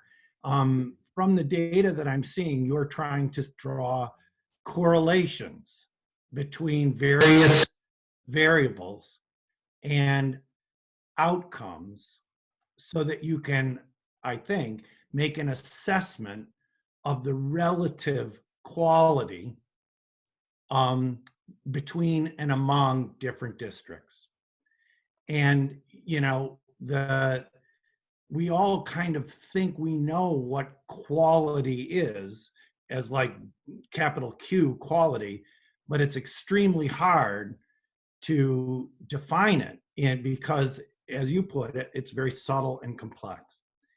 In the data that you've identified, you've focused on surrogates for poverty, like free and reduced lunch, surrogates for challenges to the school system, like a higher population of multilingual learners or people who need help with English as language learner. You identify these things, but right now in New Hampshire, there is no overall effort to try, in our law, to try and identify those school districts that are perhaps suffering under the weight of some of these factors that you've identified that indicate challenges to quality.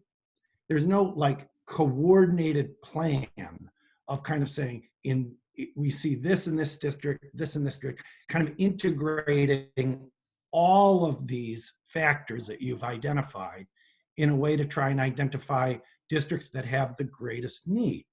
In fact, our current education funding formula, 80% of the state aid goes out on a per pupil basis, a strict per pupil basis called base aid, as your slide showed. And that makes no attempt to differentiate among districts to try and address differences in quality.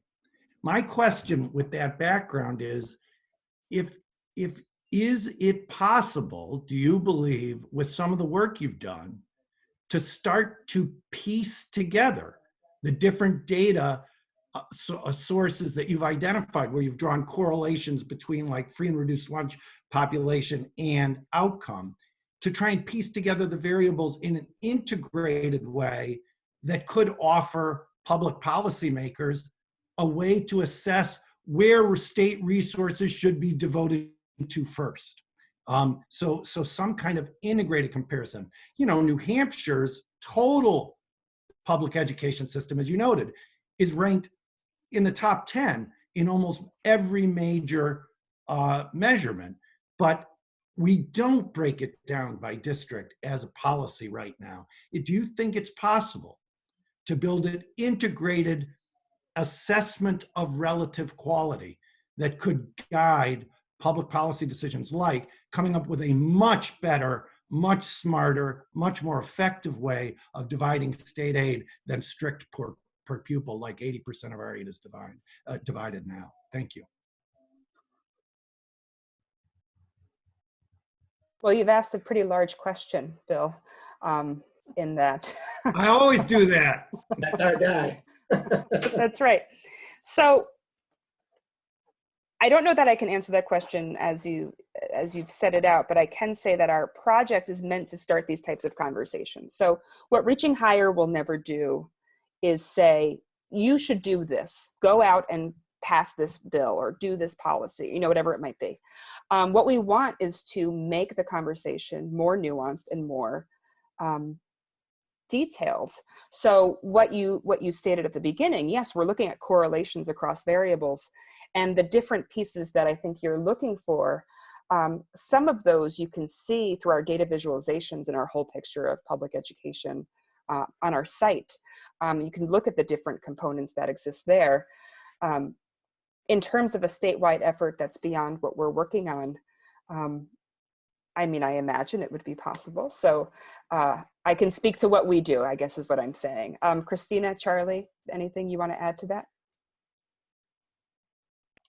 Thank you very much. Of course. Let's see, Barbara was next up, and then Okay. So. Thank you very much. And the presentation was excellent. Thank you. Just a few things that I wanted to ask about. You mentioned the AP courses, who pays, who doesn't pay. Facility is huge. I think we lose track of that. I'm delighted that you're looking at facility because it makes a huge difference. I also was wondering about career and technology programs and transportation. Will they be included in any of your work going forward?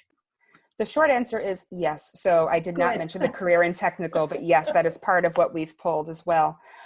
Transportation costs will be part of our analysis as well. So the list that we gave was certainly not exhaustive, and more to come always. So, you know, for some of our findings that we shared with you today, we've already started digging in a little bit deeper. We're not ready to share that information yet, but as soon as we are, we will let you all know. Excellent. I find it very interesting what you presented today. And having worked in the schools for 1,000 years, you're really going after some very pertinent information. Thank you very much. Thank you. Val is up next. Yes, thank you, Liz. The demographic information that you show, the number of students and whatever, is that the total population of the state in those age ranges, or is that school enrollment? Christina, do you want to speak to that a bit? Sure. Yes, that is K through 12 student enrollment in the schools. It does not include charter schools Or homeschools or private schools. It includes, so the DOE does include homeschoolers if they take courses at their local public school at a fraction. So I believe it's 0.15 for each course they take. And so they will be included in that ADM count. But for most of it, it is students enrolled in district schools. Okay, I mean, the reason I asked, I was just wondering if there's hidden in the numbers is abandonment of public education by people with the means to get out of it. So that, you know, the students with these various issues of poverty and second language and special ed and whatever are being left in the school district by others who are saying, I just want out, and that the numbers are being skewed somewhat by, you know, people leaving public education. Right. We have looked for student transiency data. Unfortunately, the Department of Education doesn't have that public at this time. So it was unavailable to us at the time of these analyses. Thank you. And the other part that I wanted to add to that is the information that we've pulled is from the adequate education aid workbooks that are on the New Hampshire Department of Ed's website. So all of that information is publicly available as well. I'm actually going to add a comment to Val's question and point there, because I had sort of a similar thought when I saw those data, that it was a little bit analogous to what we see in other states that we might call white flight, right? In New Hampshire, we know from the work of Ken Johnson at the Carsey School that the whole in-migration dynamic has changed considerably in the last 10 to 12 years, especially since the Great Recession. Formerly, primary source of population growth in New Hampshire was in-migration of sort of younger age folks with young kids and families with high levels of education.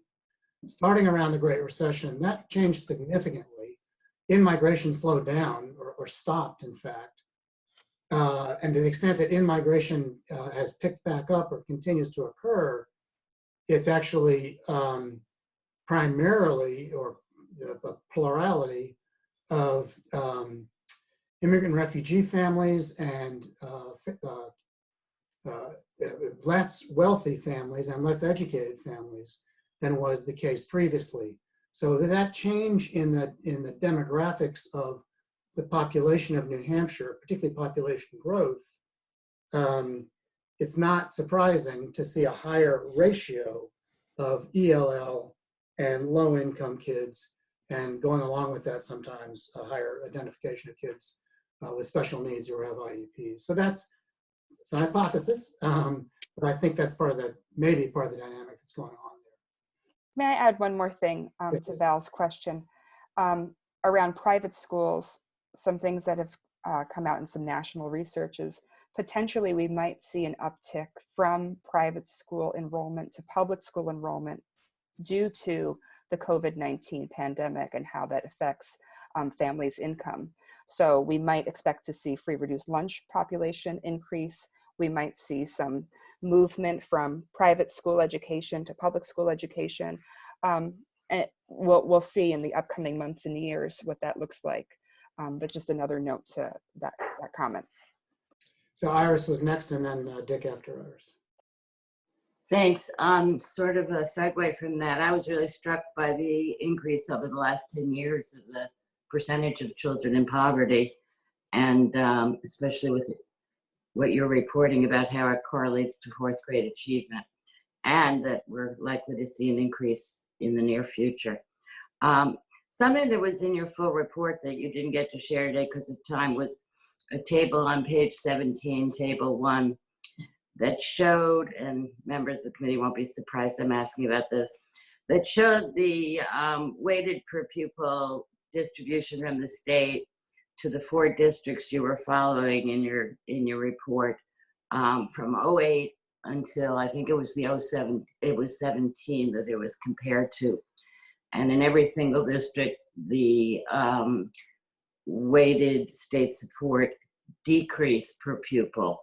So 10%, 15%, looked like one was almost 20%. And given that that weighting was related to children in poverty, it speaks to the fact that over the last 10 years, the legislature has chosen to weaken its commitment to concentrations of children in poverty in the districts that have those concentrations, rather than to increase it. And I wondered if you could extrapolate, if not right now, but at some point to the members of the commission, beyond those 4 districts that you cited, what happened overall around the state, and how does that reflect on state funding overall to all districts? I'm trying to pull up the table that you just mentioned. If you give me just one moment.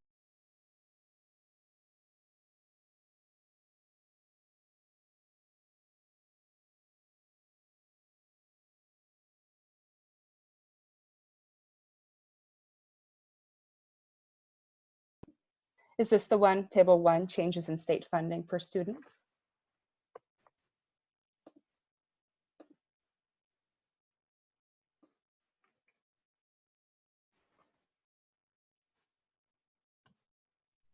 Iris, is that the one you were referring to?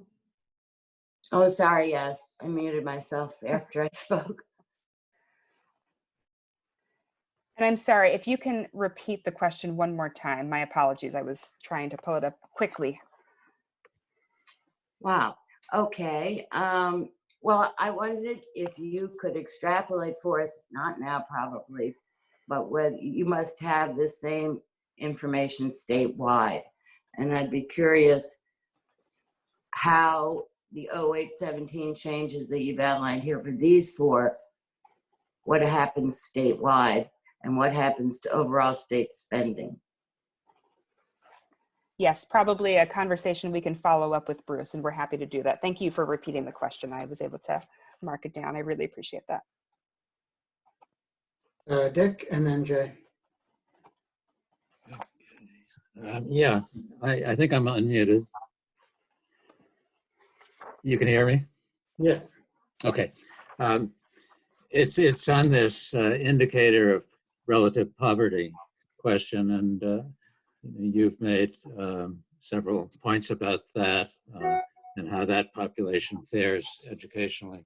So it comes back, my question goes back to last week's information from the presenters about the availability of poverty data generally, income data for households, and what it seems that we're left with is the free and reduced price lunch data, that there's nothing as good out there. And so I'm wondering if you see it that way, if there's any, as we go forward, if we find that there should be, whatever the right terminology is, additional weighting for the presence of a free and reduced price lunch population and such concentrations, is there a different way of measuring that than the free and reduced price lunch criterion?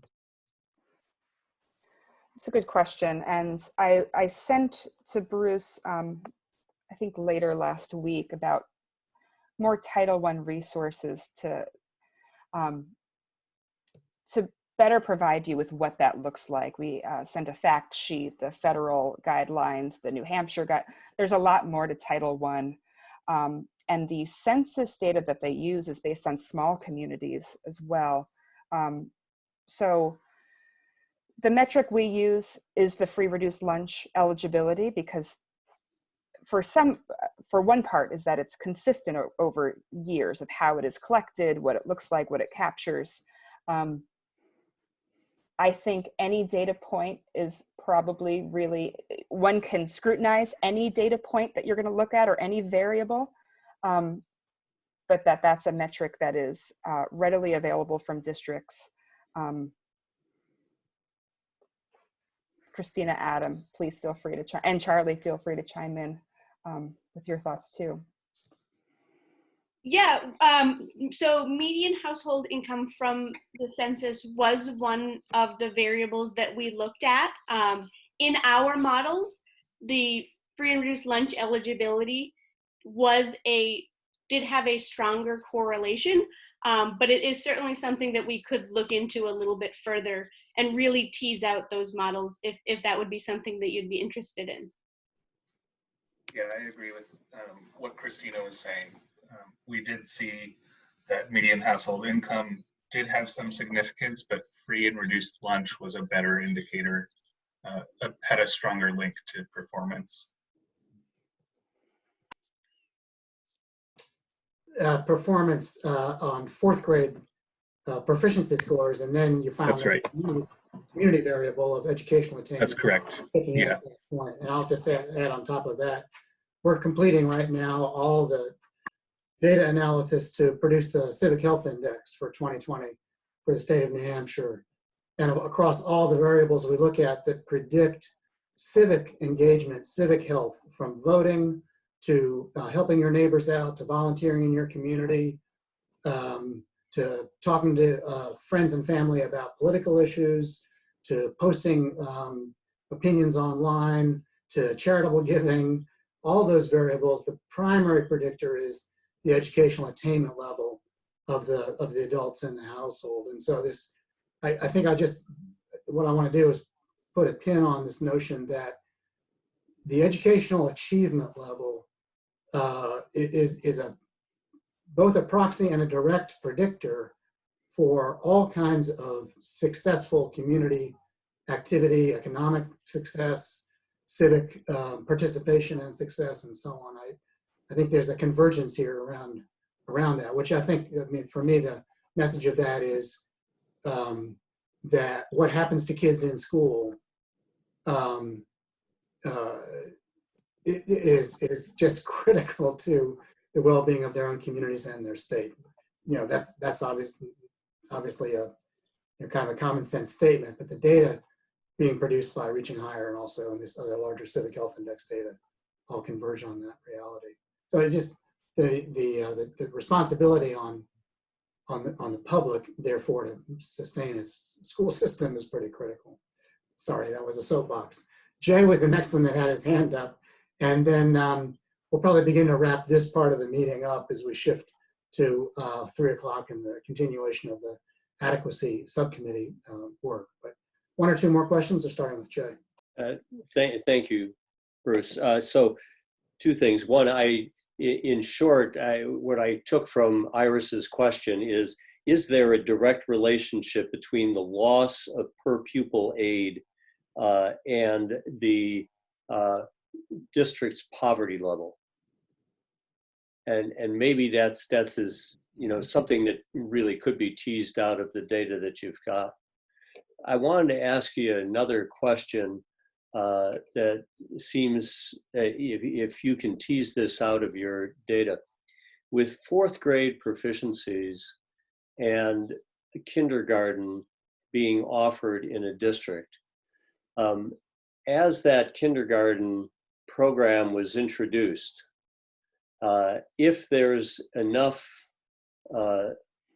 history to demonstrate the proficiency scores changed in the 4th grade from the introduction of kindergarten. See where I'm going with that. We've got a variable in our system here that we aren't going to be able to fully evaluate across all the districts because it's such a recent trend that we're not going to see the test scores and any of the data that we're going to be able to get our hands on. So is that something that with your database you might be able to tease out? That's a really good question. Christina, are you, I thought you were like, yeah. Yeah, so it is for sure an interesting question, and one, I mean, we could try to explore it. Some limitations that come off at the top of my head are the changes in the assessment from year to year. It's changed, they've changed vendors, they've changed assessments over the past decade, and so there might be a little bit of variability in there as well. That would just be something to keep in mind if we were to go down that path. But sorry, I'll hand it over to Liz. Sorry. Oh, and then it's just a matter of identifying when specific districts implemented full-day kindergarten. That would be another piece that I don't believe we currently have that, so that would be something that we'd have to look into. But it's a really interesting question, and national research, we can certainly speak to that in more detail. And we're happy to do that, as well as pre-kindergarten, kindergarten, and pre-kindergarten. Right. Right. And the Department of Education may be able to help us with the history of those dates, so we can check there and feed back to you. I think that's right. Bruce suggested that we move on. David, did you have? Yeah, I've got a question that goes to I think some of the presentation and the discussion that followed. Thanks, Jay. And so sort of in my simple mind, high school's really an easy thing for me to think about because it's, even though it was 1,000,000 years ago for me, it's probably the closest part in my, K-12 education to where I am today. But also I can think of high school, and I guess I can think to that extent middle school, that you look at things in these sort of discrete building blocks of the student's education. So in high school, the state talks about 4 years of English, 4 years of history, a half of a year in civics, 2 sciences, and 2 maths. And I think there was some subsequent discussion talked about, well, you know, what about number of AP classes and who pays for them? All right, well, so here in Hopkinton, we offer, I don't know, you know, 21 different AP classes. I mean, this is a school district with 1,000 kids, 21 AP classes, Calculus 1, Calculus 2, plus differential equations if you want to take a third year of calculus in your you know, doubling up in your senior year. And I guess this was in the conversation that we had earlier about disparities. And you go 20 minutes up the road, and you're not going to find any of those math classes available. And none of those math classes are part of the state requirements. You only have 2 years of math that are part of the state requirement. So I guess how would the adequacy work group and the commission be looking at these disparities and factoring those into the adequacy formula? And why AP classes? Why not woodshop? Why not a half a semester in HVAC? And from the light probably went off in my head my final year, 12 years on the Hopkinton School Board, that it's student voice and choice. And so don't run out of things for me that are interesting to me to take.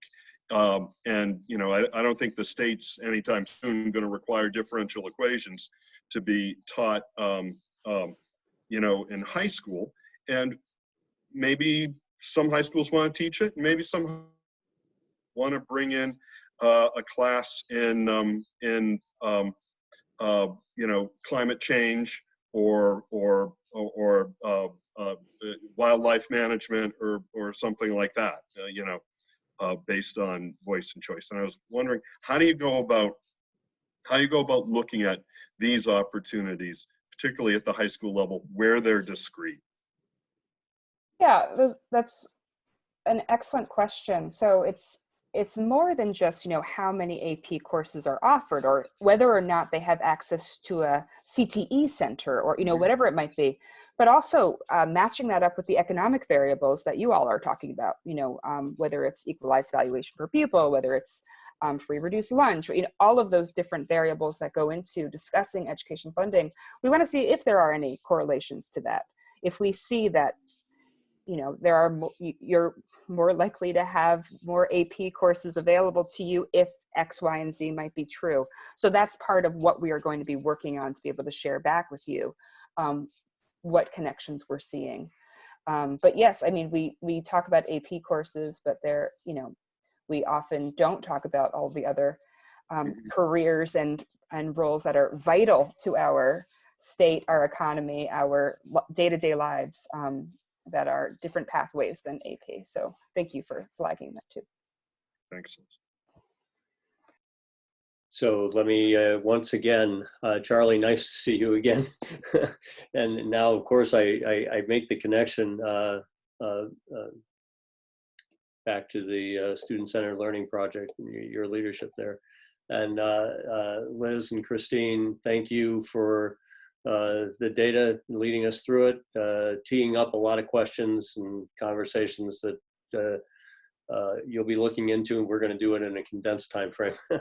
So we'll try to work together as efficiently. And Bruce has been just terrific, and Jordan too, for Michelle, the team at Carsey, for getting us to the right sources quickly. So thank you. I'm sure we'll work out. To shift to the next part of our meeting then, and you're welcome to hang in there. We have a scope of work, wanted to reflect just back on those 5 tasks that we've got and shared with the full commission last week. If we're good with with that, or if there are still questions remaining with the work group. And just, whoops, yeah, just as a reminder, I've thrown those up. These are just our work group's tasks, and we can take a look at the larger AIR scope of work in just a few minutes, right, Jay? But yes. I think you're just confirming that these are ours, and we're just one more chance to, at least for provisionally, this is always provisional, make sure this is what we think describes our work.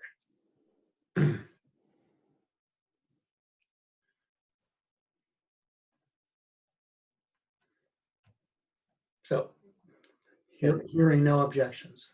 Yeah, hearing no objections until the next meeting. We'll hang in there. Well, I think it was a little confusing what scope of work. I thought we were talking about the big item. I didn't even refer back to that document. I didn't get an updated version, and so I can't really respond. Yeah, so it's the same version that we worked with as a result of our last meeting together, I don't know, 10 days ago, but and then shared with the full committee. Okay, good. Yeah. Okay, so we've got that, and we'll continue to work with it. I think it's important in that it's the scope that we will pass off to our research consultants in AIR to go through. Bruce, you've just put up AIR's scope of work with some edits that you've been collecting over the course of the day. And you want to just lead us through what is the discussion that we are trying to tee up today with our work group? Well, I'm happy to say that, and then I'll ask Dave to chip in as well, because all of us have been on this since 9 o'clock this morning. We've been having this conversation. It's been getting better over the course of the day. What you see in front of you now is the language that will go back into the contract with AIR. This week, we, the executive team here for the commission, is drafting and we hope finalizing that contract. Of course, AIR offered us their understanding of the expected scope of work when they submitted their proposal to us a few weeks ago. We've now essentially affirmed that version of the scope of work from AIR. But before we really get into a contract with them, we want to make sure that the language really captures what's most important to us as a commission. And I'll say something that Dave mentioned earlier today, and that is we learned in our reference checks how important it is to be sure that you don't simply paste in the proposal description of the scope of work from the bidder and turn it around and hand it back to them as a contract that's signed by you, because there may be some nuances or some details that get lost if we were to simply do that. And so what we're doing here is taking the AIR scope of work, which was written in response, of course, to the RFP language that laid out the tasks that we wanted the vendor to provide. So this has gone through a few iterations from RFP to AIR's proposal, now to this version, which summarizes the 5 key deliverables at the top of this document.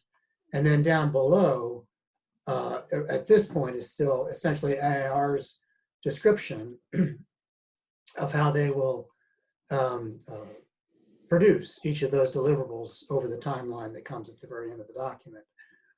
You can see that the language in this still needs to be changed to make sure it's contractual language between the commission and AIR. So where it says things like, we describe the approach we will take, that will all go as we put this into more formal contractual language. But it's really these first 4 descriptions of the key deliverables to meet the commission's needs that we're spending time in our work groups today, and we'll revisit again on Thursday to be sure we get it right, so that by the end of the week, the executive team can do its final edits, convey this to the commission for our meeting next Tuesday to vote to endorse essentially our continuing our going into a contractual relationship with AIR. So that's the setup on this. Jay, you want to walk us through each one of these? Or you want me to?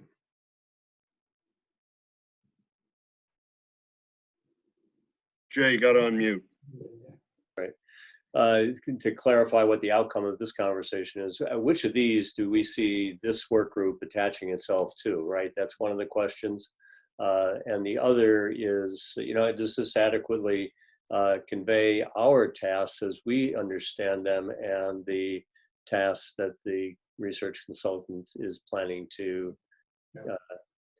well, does this include our tasks adequately? Do we need to tease anything out more specifically? Yeah, that is exactly the right question. So if people could toggle, at least in their minds, back and forth between the last document that I shared and this one, that's Jay's question. And I'll go ahead and start the response, and then we'll hear from others. And that is, if you look at number 2 here, the summary of what are the methodologies for evaluating and addressing disparities in educational opportunities. And then 3 as well, how will we link all of that to revenue processes and tax policy. But I think it's really 1 here where our group, the Adequacy group, has been talking about disparities in educational opportunities. There's some outcome language that isn't here that shows up a little bit later in this list. In item 4, the phrase comparable educational outcomes comes up. I think that's of interest to our Adequacy group. And I'll stop by saying that our need to develop a contemporary definition of adequate education or adequacy may not be explicitly addressed enough in this language, but I'll put that out for discussion purposes. And Jay, you might want to build on that too. Let's hear from the group. If I could just add something real quick on this. This is also not meant to be, there's been no wordsmithing. This is all sort of stream of consciousness thinking and points made for just argument's sake in some case, should this be considered? To what Bruce was saying, for instance, the term outcome was used in deliverable 1 and it's used in 4.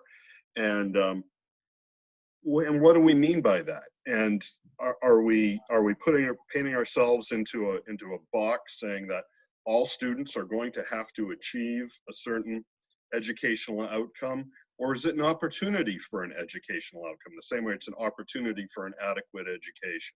And I think the court decisions use the word opportunity as opposed to, I think they use it in conjunction with adequate education. Perhaps that should also be used in conjunction with the concept of outcomes, realizing that a significant part of AIR's work, and I think their methodology, is outcome driven. So I just sort of put that out there, and reflecting on what the Adequacy work group's tasks are, but also what the work group and the commission feels may be sort of foundational principles. In the fiscal policy work group, we've talked a little bit about fiscal neutrality, and is that a foundational principle, for fiscal policy, and making sure that if those are things that the commission feels strongly about, that maybe those principles should be woven into the statement of work.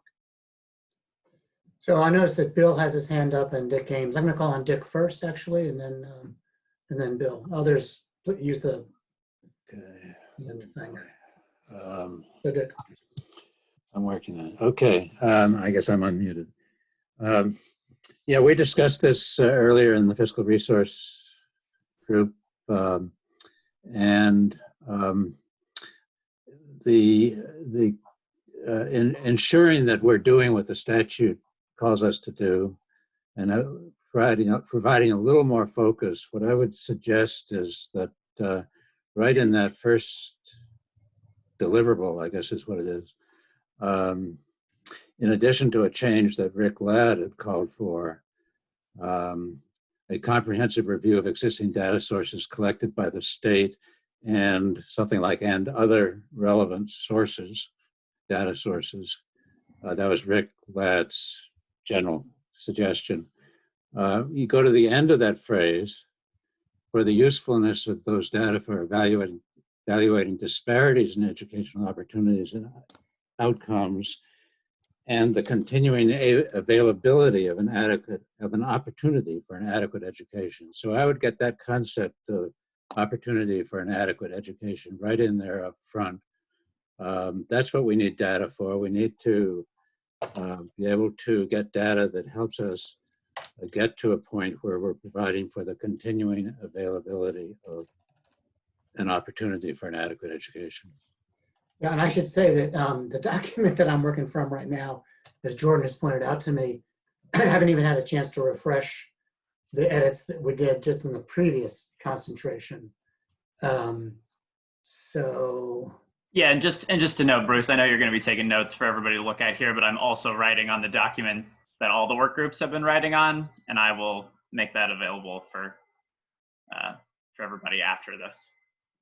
And so, Jordan, can you swap out with that more current version of what's on screen now? Yeah, I can share my screen if that'd be. Yeah, that was I was going to suggest that. That would be great. Catch up with ourselves. Yep. Okay.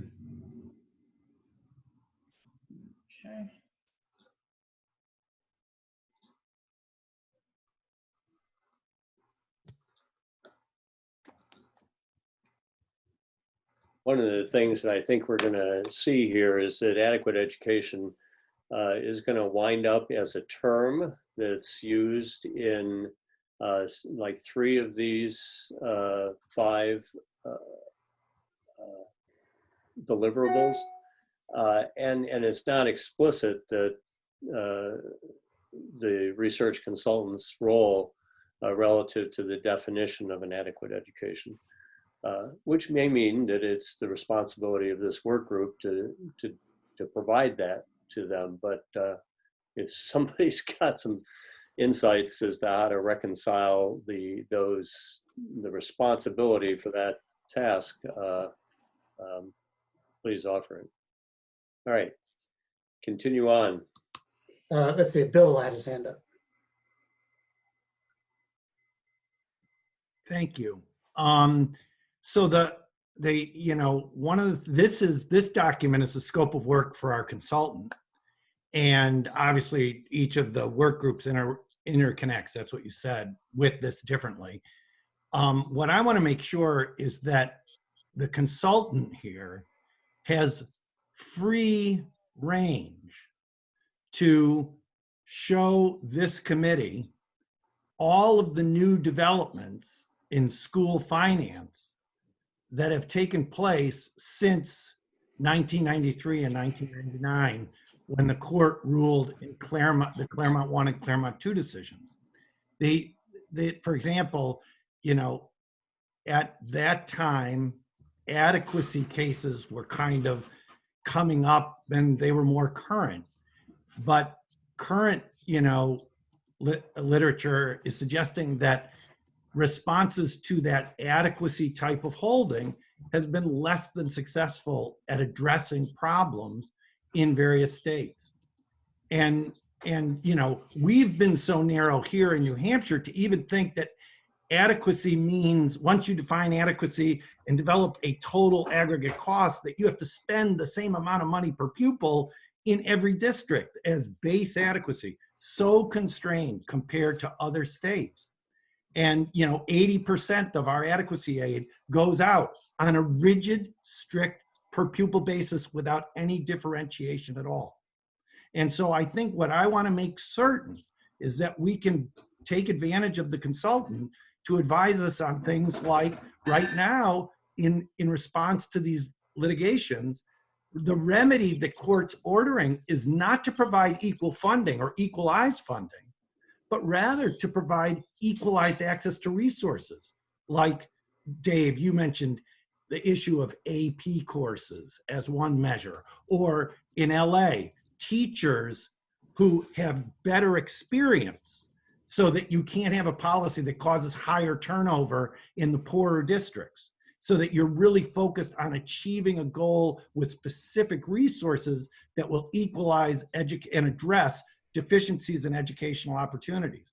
So I just want to make sure that we're not constrained here and limiting our consultants' ability to say, oh, by the way, nothing could be more stupid in addressing remedies, addressing differences between districts than providing the same amount of money per pupil in each district.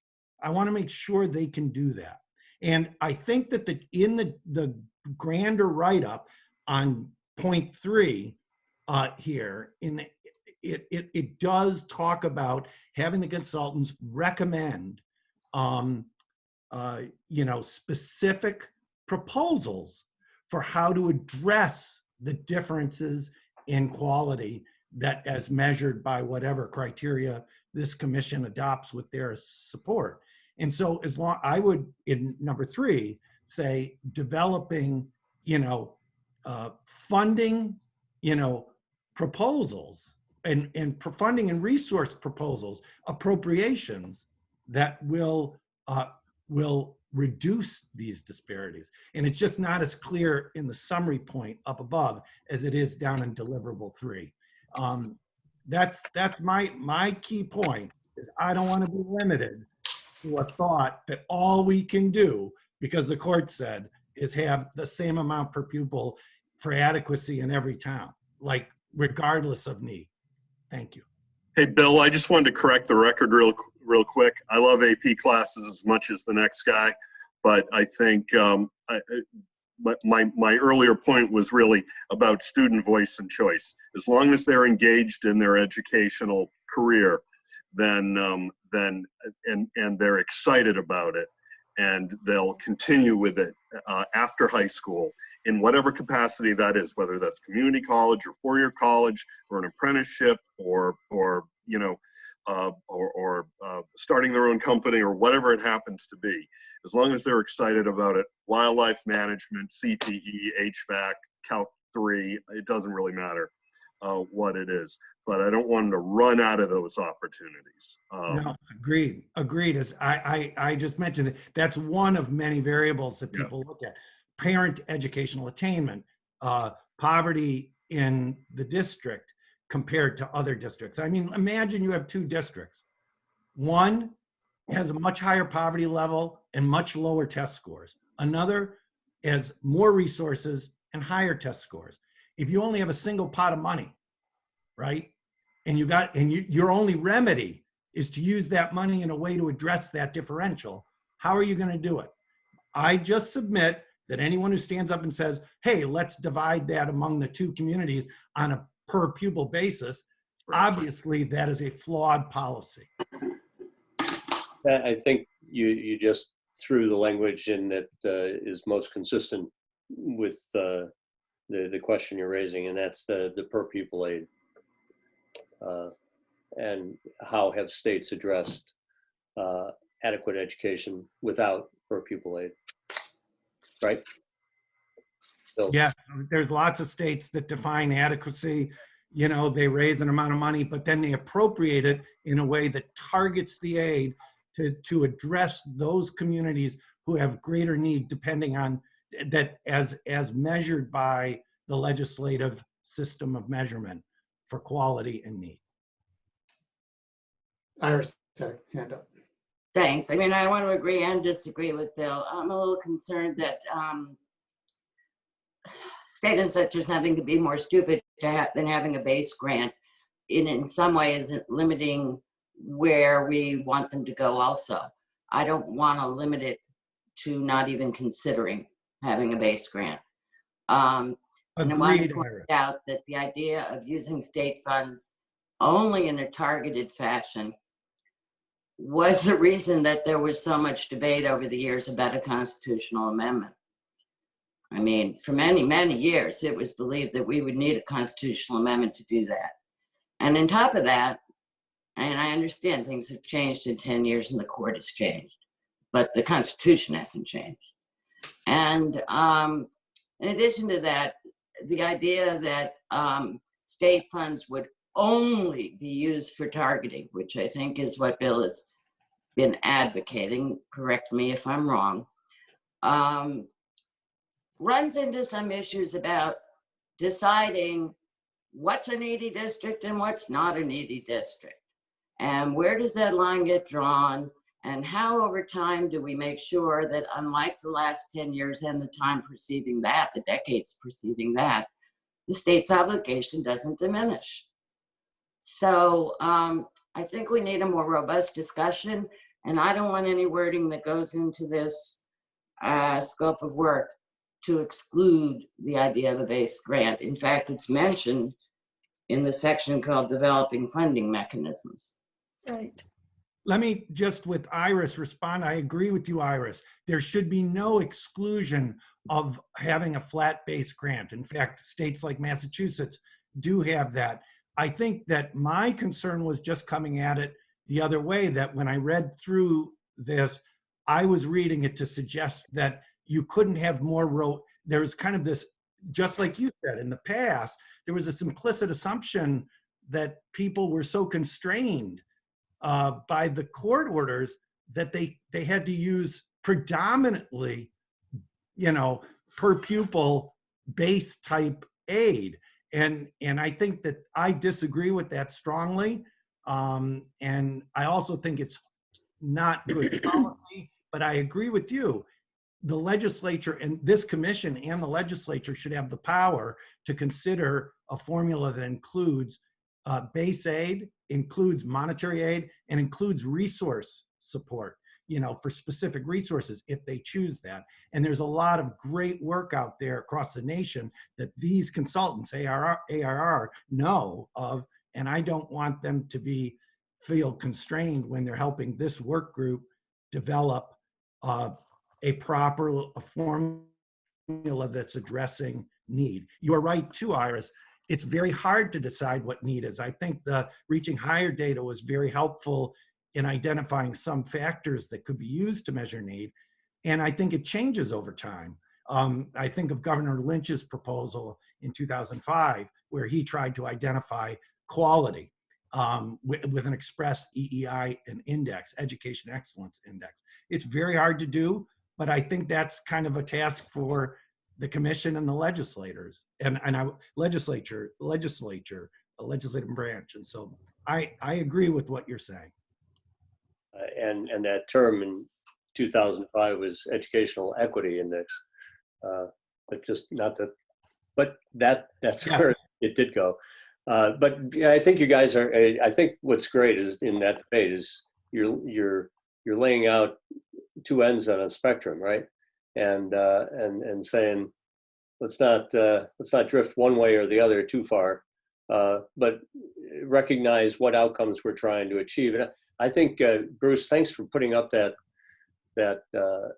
part of their proposal. I think that middle sentence there, our recommendations will include specific values for base grant and for funding adjustments. I think they've captured the sensitivity of this conversation.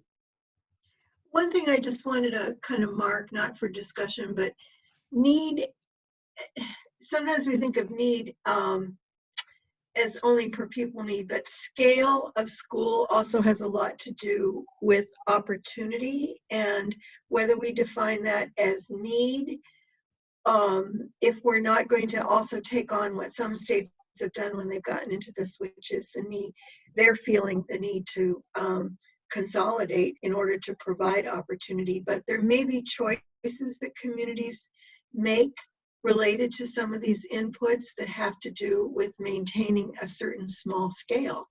And to others that may look like deprivation or need. And that conversation kind of threads through some of this as well. Dick's got his hand up, but I'm going to tag on to what Chris just said and make a connection. It looks like Michelle is still on the call here, but we'll connect. This seems like a good discussion topic for our engagement activities. When we go out to stakeholders as well as general public, how education stakeholders and the public think about educational need and how to meet a community's needs relative to providing an education. That's particularly going to be true in our smaller communities that are losing enrollment and thinking about, do we have to close an elementary school? Do we close all our elementary schools? And that's a different kind of need, but that's really important, we know. And especially when we move into the political arena, that those will be important dynamics. And we don't want to unwittingly force them into that by a formula. Right. Yeah. But we also don't want to fund or support a school district in both ways, right? The choice to be small, it comes with potentially the loss of some opportunity. Yep. Right, and that's part of, you know, local control and local decision making too. And just an example here in Hopkinton, you know, 10 years ago we were seeing declining enrollments. We're actually up 20% over the last decade now in our enrollment, but at a time we were seeing declining enrollments.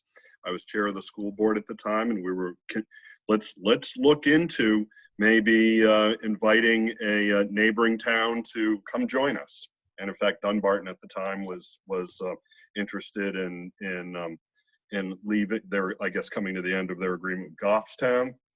They were looking at Bow and they were looking at Hopkinton.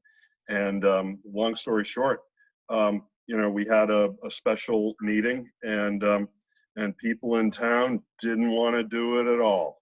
They wanted to stay Hopkinton and Hopkinton only. And that's a local decision. And you know, we don't offer a lot of courses that some of the larger districts have, despite offering a ton of AP classes, but that was a local decision, and that wasn't a need-driven decision. Dick's had his hand up for a while. Get back to Okay, hard to keep up. It's moving fast. But going back to the question of that Bill Ardinger raised and Iris responded to, I just want to underscore that, you know, historically, back when Iris was part of the commission in 2007, and then the formula that was created in 2008, nowhere near came out as a formula providing an equal per capita amount across the state. It was started with a base rate. We've, I think, come to an understanding that there needs to be some level of base funding.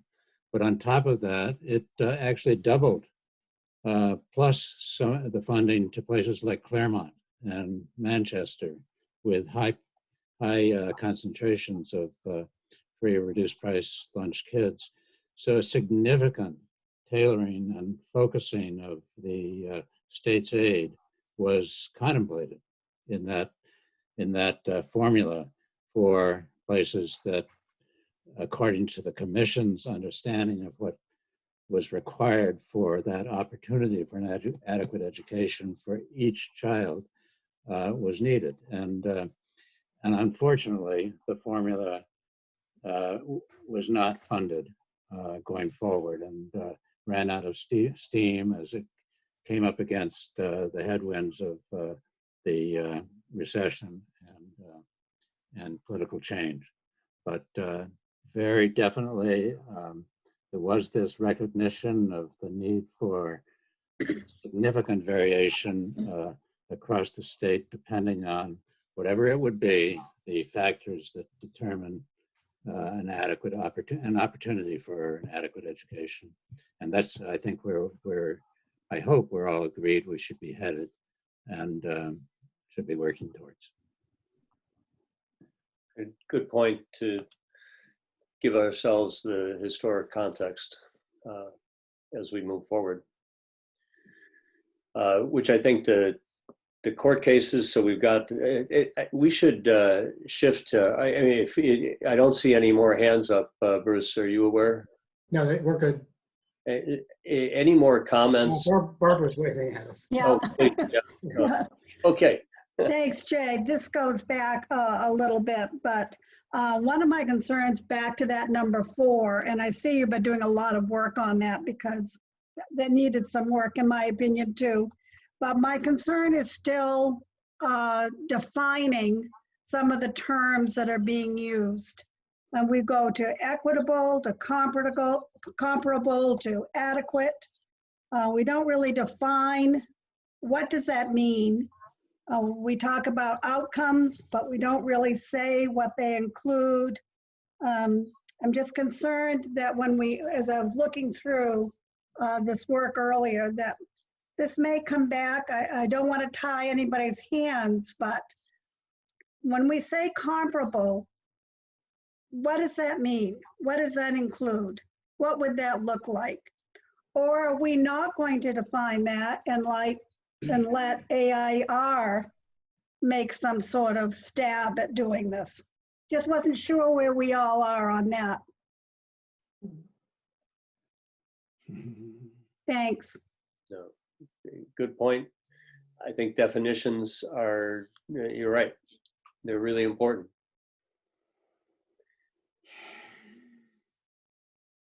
Otherwise, we're going to get all bottled up in our terminologies. Bruce, you want to talk a little bit about the process forward with this over this week? Yeah, I think I mentioned that earlier, but in any case, the executive group team will be talking with AIR tomorrow at 1 o'clock. We'll share whatever really rough looking draft we've got. They'll recognize a lot of this, of course, tell them, you know, where we are with this at this point. Continue to solicit input from the commission members to this particular part of the contract, to the scope of work. Thursday, all the work groups are going to be meeting. No, well, at least 2 of the work groups will be meeting again. Actually, fiscal policy and adequacy, which are most implicated in this scope of work language with AIR. So we'll have one more opportunity in each of our respective work groups to respond to this again. I know that adequacy has a full agenda on Thursday with school business officers and special education directors, but we'll also take some time to come back to this document, show you what it looks like at that point. Again, keep the door open for further input right up until Friday, and then Friday try to arrive at a final draft, and then take that draft to the full commission at its meeting next Tuesday, the 26th, for your essentially endorsement of the contract, so we can go on and execute that with AIR. So that's the process at this point. But I think we're probably ready to move on. Jay, want me to? I'll ask Jordan to take this. Jordan's now controlling the screen.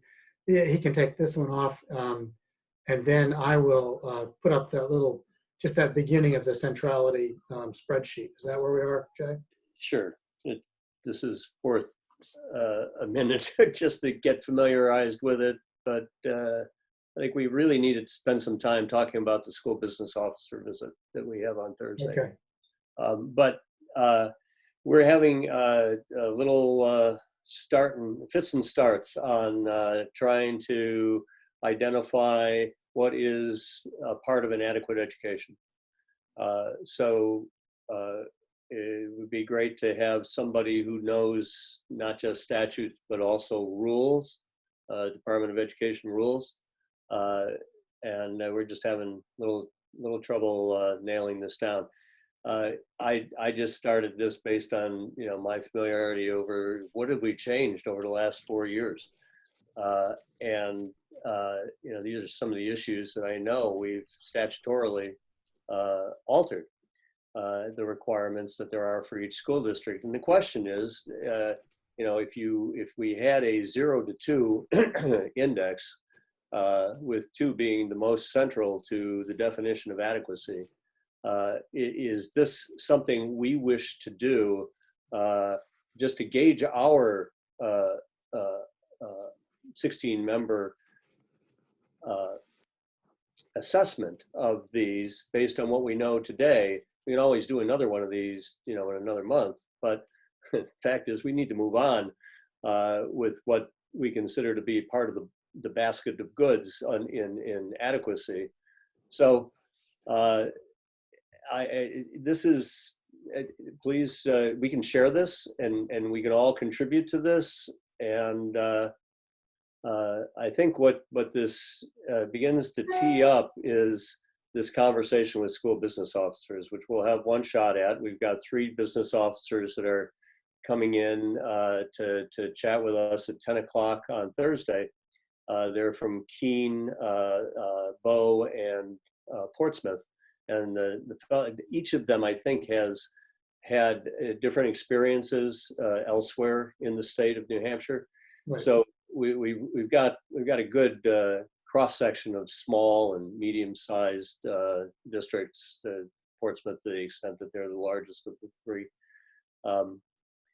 So we can ask them this kind of question, and I guess that's where I want to hand this off to your conversation on this and your input, is what are the questions if we've got an hour with 3 people that know intimately what the costs are that drive their costs of an adequate education in their district. Are there other things you want to raise as to how central are these things to their adequacy, the costs of an adequate education? And I think we started on that with reaching higher. We got some participants. Jay, can I start? I thought I think I heard you just talk about 2 different things. I remember one exercise you were starting to do was to look through the current state statute system and find those requirements that are mandated by the state. Forget about whether it's adequate, it's part of an adequate education or not. Find those state mandates that local districts have to comply with that may have a cost associated with them. And so to some extent, once you have all of those mandates, a separate analysis is what the adequacy work group and maybe the full commission ultimately is going to do, which is to look at those mandates and say, look, this particular mandate, is part of an, and maybe there's another aspect of public education that is not mandated by statute, yet still would be considered as part of what the concept of an adequate education would include. And so your list that you've got there, I thought was really talking about mandates. And I would love to hear from the school finance officers what they think the state mandates are and how they view the costs associated with those mandates. For example, special education, a clear, federal and state mandate to local school districts. What do they think about that as an impact on the delivery of public education in their district, and with finance officers particularly focused on the cost as opposed to, teaching, issues. So that I guess I would add to what you put up on the screen, Jay, and say, I think there were 2 tasks. I don't think we're at the adequacy task yet. That's very qualitative judgment, but I think we are at that the work you're doing and starting there is vital to find state mandates for public education. Thanks. That's how I read that. You got it. Thanks for the clarification and explanation. You did it well. Each row is to represent a mandate, a requirement of the school district, and you're absolutely right. It's an incomplete list, and that's why we're trying to flesh that out. And I think if there are particular aspects that we want to drill into, and I think you're mentioning special education is one of those cost factors and that's why we've got the special educators coming as well on Thursday, and maybe we squeezed a lot into one meeting. But anyway, who else wants to address this? I think, yeah, Barbara's got her hand up. Thanks, Jay. What about transportation? Did I see that on the list? I don't know. Okay, transportation. Sorry, Jay. No, I hope so, because there are all sorts of transportation Right. requirements, right? I mean, there's the You got it. transportation to CT, to career technical education, as well as to schools based on distance. There's Exactly. the crossing guard and safety issue that's All of it. associated with that. And those are, you're right, those are requirements. Right. Including So Jay, so, you know, maybe another way too to look at, and it's come up before, is looking at this through sort of like fixed costs and variable costs. Exactly, yeah. You know, a lot of the things, and, you know, transportation, I mean, that may be something. I mean, currently it's treated as a variable cost, but maybe that's more like a fixed cost component based on, you know, mileage in a district. I mean, I don't know, you know, something like that. And but I guess, you know, I'll go back to the term. I don't want to make this an impossible task, because it can't be an impossible task, because we've actually got to have a solution to it and a policy to put forward in you know, essentially December 1st. And you know, when we zoom back, and I'm not saying we zoom back this far, but you know, we've got a requirement for what, 180 days, or how many hours is it? 945 and 990, depending on level of instruction. Okay, so you got so there's only so much stuff you're going to be able to cram into 990 hours, and it doesn't really matter what it is you're cramming into that, whether it's state curriculum requirements or something else. And you know, I don't know. I don't think it would be fair to just price it based on you know, the cost of keeping a student busy for 990 hours, but you know, but I bet it wouldn't be that far off when you look at that and then look at the fixed costs of operating a school district. Then you're sort of getting into what probably pretty close to what it's going to look like. Just a thought. Can I ask a question of how to relate two things, fiscal policy and this? If we were to really total up, like they did in Massachusetts, the costs of providing an education, it certainly wouldn't be the $3,701 that is in the current law. It probably wouldn't be the $19,000 per pupil on average in New Hampshire, not the least of which, you know, because that includes all things, you know, retirement, everything. It would be somewhere in the middle. Now, at some point, if there's a fiscal policy impact, if we decide that a list of costs constitute the target for state financing, if we were to go to $5,000 a pupil, that would be an increase of $235 million in the State Education Trust Fund. When does the relationship between fiscal policy constraints, what is a feasible state budget number, get connected to the effort of trying to come up with a measure of what the aggregate statewide cost of an adequate education is?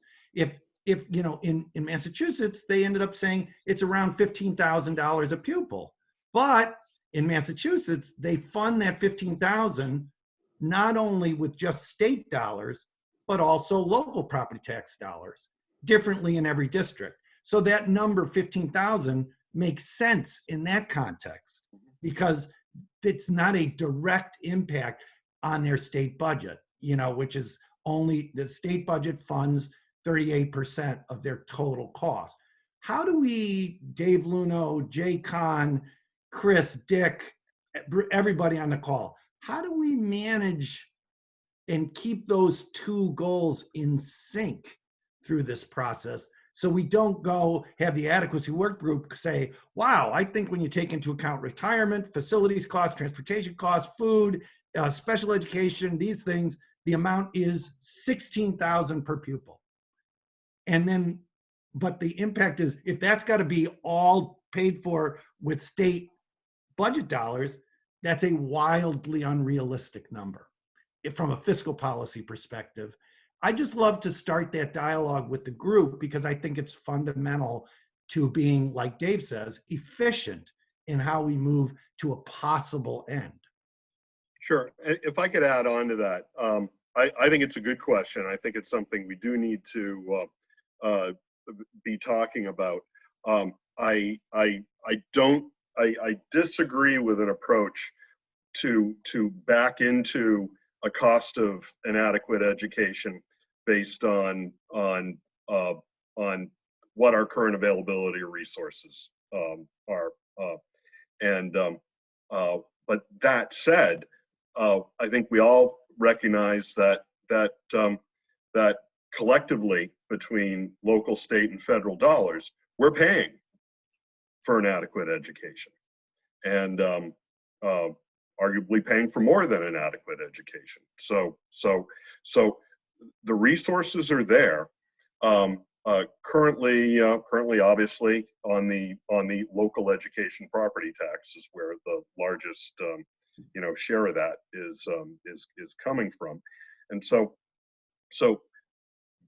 understanding that statewide all revenue resources are currently paying for it. Now we get to fundamental principles. Do we actually believe in the fundamental principle of fiscal neutrality? Do we fundamentally believe in the principle of an opportunity for whether it's comparable outcomes or an opportunity for an adequate education, or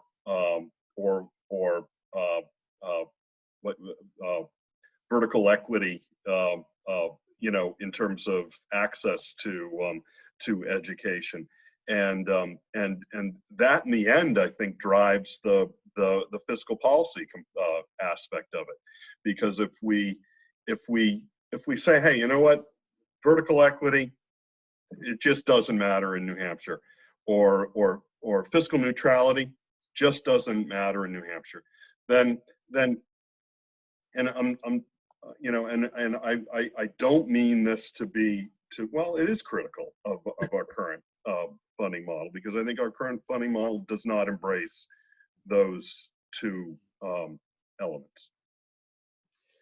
So I see that Iris and Val both had comments to make, and conscious of the time. So let's have a little bit more discussion here, maybe, Jay, and then we'll continue. Yeah, no, I think that, let's please do it. And Iris, as you address your point, would you also think about maybe we hand them the 2008 compilation of adequacy, just to tee up the conversation, and ask them what forget the dollars that are there, just describe to us if that's a good starting point and what's missing. Okay, well, I just have 2 quick points. One was in terms of the task of trying to figure out what's centrality or what's central to adequacy. I was a little confused about whether we were trying to look at the standards for school approval or the, chaptered statutes that might be applicable, or both. So if you can clarify it for us going forward what our homework is. And then also with these business people coming, having chaired a school board finance committee, I think we've already put our fingers on the biggest ticket items. Some of them have been mentioned: facilities, transportation, special ed. But the very biggest one is payroll. And payroll reflects your course offerings, your class size, your teacher reimbursement, salaries. So I don't know how we want to try and fess out from those categories what the inequities are.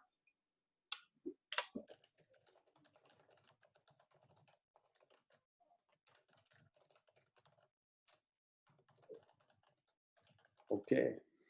I'll wait. We're going to need to read that one back, but that was a complicated question you asked, and I think it's relevant. Dick, did you want to? Yeah. Just quickly, responding to Iris's first point about standards, minimum standards, which are basically the regulations that the Department of Education issues. There's a direct connection between the statute and the regulations, where the statute at 193E2A says that the opportunity for an adequate education shall be defined and identified as the school approval standards, and goes on into some other details. But there's a direct connection there, so that in citing the statute, I think sometimes people lose sight of the fact that the statute directly embraces the school approval standards. We need to keep track of that. And then I just want to say that I completely agree that we shouldn't back into some level of funding for education that we think is feasible, and back our definition of adequate education into that level. I also want to say that whatever the cost of adequate education is, there's still an open question, and I think we very much need to discuss it on how that obligation, that cost, is to be met. And as Dave has pointed out, there are resources out there that are already being spent on education, much of which is an adequate education, would still be an adequate part of an adequate education after we're done with it. And maybe those can be counted in a different way than they are now. And I think we ought to explore, exactly what is the state funding obligation, what does it mean, and how can all these resources that are out there be better harnessed to fulfill the commitment to an adequate education, so that every child, regardless of where they live, gets an adequate education. And one other point is that although the overall resource level plays out to what, $19,000 or so per student, it varies a lot by community. And if you factor in levels of need and look at a community like Manchester or Franklin, it's probably not true to say that the resources are sufficient. Resources counting both the locally provided resources and the state provided resources are sufficient to meet, let's say, the $15,000 level that Bill cited. So that there's a distribution aspect as well that I hope will play into our work. Well, yeah, I think if you go back and read the Convey lawsuit, they pretty well define step by step, item by item, what their costs are and what their recommendation is for the state's contribution. To go back to Bill's point, they recommend somewhere in the $8,000–9,000 range is what they feel is a proper contribution from the state, and go through every line item, fixed and variable, to define that. So that may be a place to start, because this is a district with all of its business people contributing to that calculation and analysis and coming up with a number documented in the many pages of that lawsuit that at least could be a starting point for how a district would tend to look at this. okay. Well, it does sound like we need to ask, maybe put those minimum standards in 193E to out there as a starting point, and ask them what else are the drivers that they see. And while that may be in fact what you say, Val, is redundant to what's already in the Convey lawsuit, it probably valuable to hear from these folks where they see the starting points, and what's missing from our eyesight if we make it too narrow. So we can do that. We can start with 193E, and and give them those 11 curriculum areas and say, what are we missing? So Jay, Yeah. I was just taking some notes on things too, and Yeah, and it goes back to what Bill, I think, was talking about too. But you know, where's the fiscal policy and the adequacy policy and distribution, and how does that all play together? And you know, from and we're gonna hear a lot more on June 1st. Is going to be a big day for work groups because we've got I think we've got a full slate from of legal experts, right? Yep, yep. Daniel Will, Michael Tierney, and John Tobin. Yeah. So you know, one of the things I've learned so far is you know, Claremont talks about reasonable and proportional tax policy. So that reasonable and proportional, that's tax policy. And I think Claremont also, the court said that the legislature has to define and cost an adequate education. So that's sort of adequacy policy right there. And then we've also learned a lot, and I think our current adequacy policy takes into consideration some disparities and some outcomes. And I don't know how I don't think it's necessarily very comprehensive at this point. I mean, it takes into account disparities, you know, in terms of disparities in need, talks about outcomes in terms of like third grade reading, and then you know, the legislature for FY21 did that fiscal disparity thing. So disparity in outcomes really goes into distribution policy, which is part of the adequacy work group. And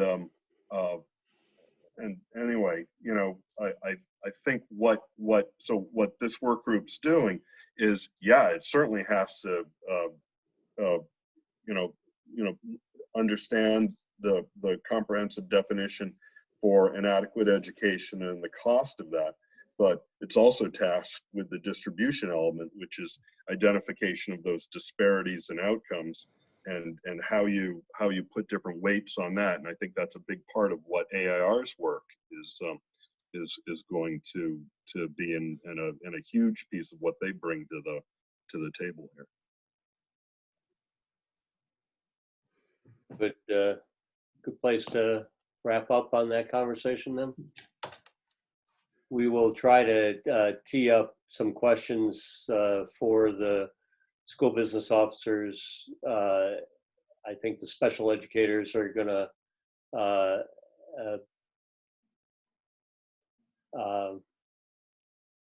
you know, we know that there are at least 4 different mechanisms by which special education is funded in the state. And I think hearing from them about how the opportunities and disparities may exist for students across districts will be an interesting conversation. We need to hear from special education because it's clearly one of the cost drivers in local schools that create a lot of inequity based on the number of students that are served.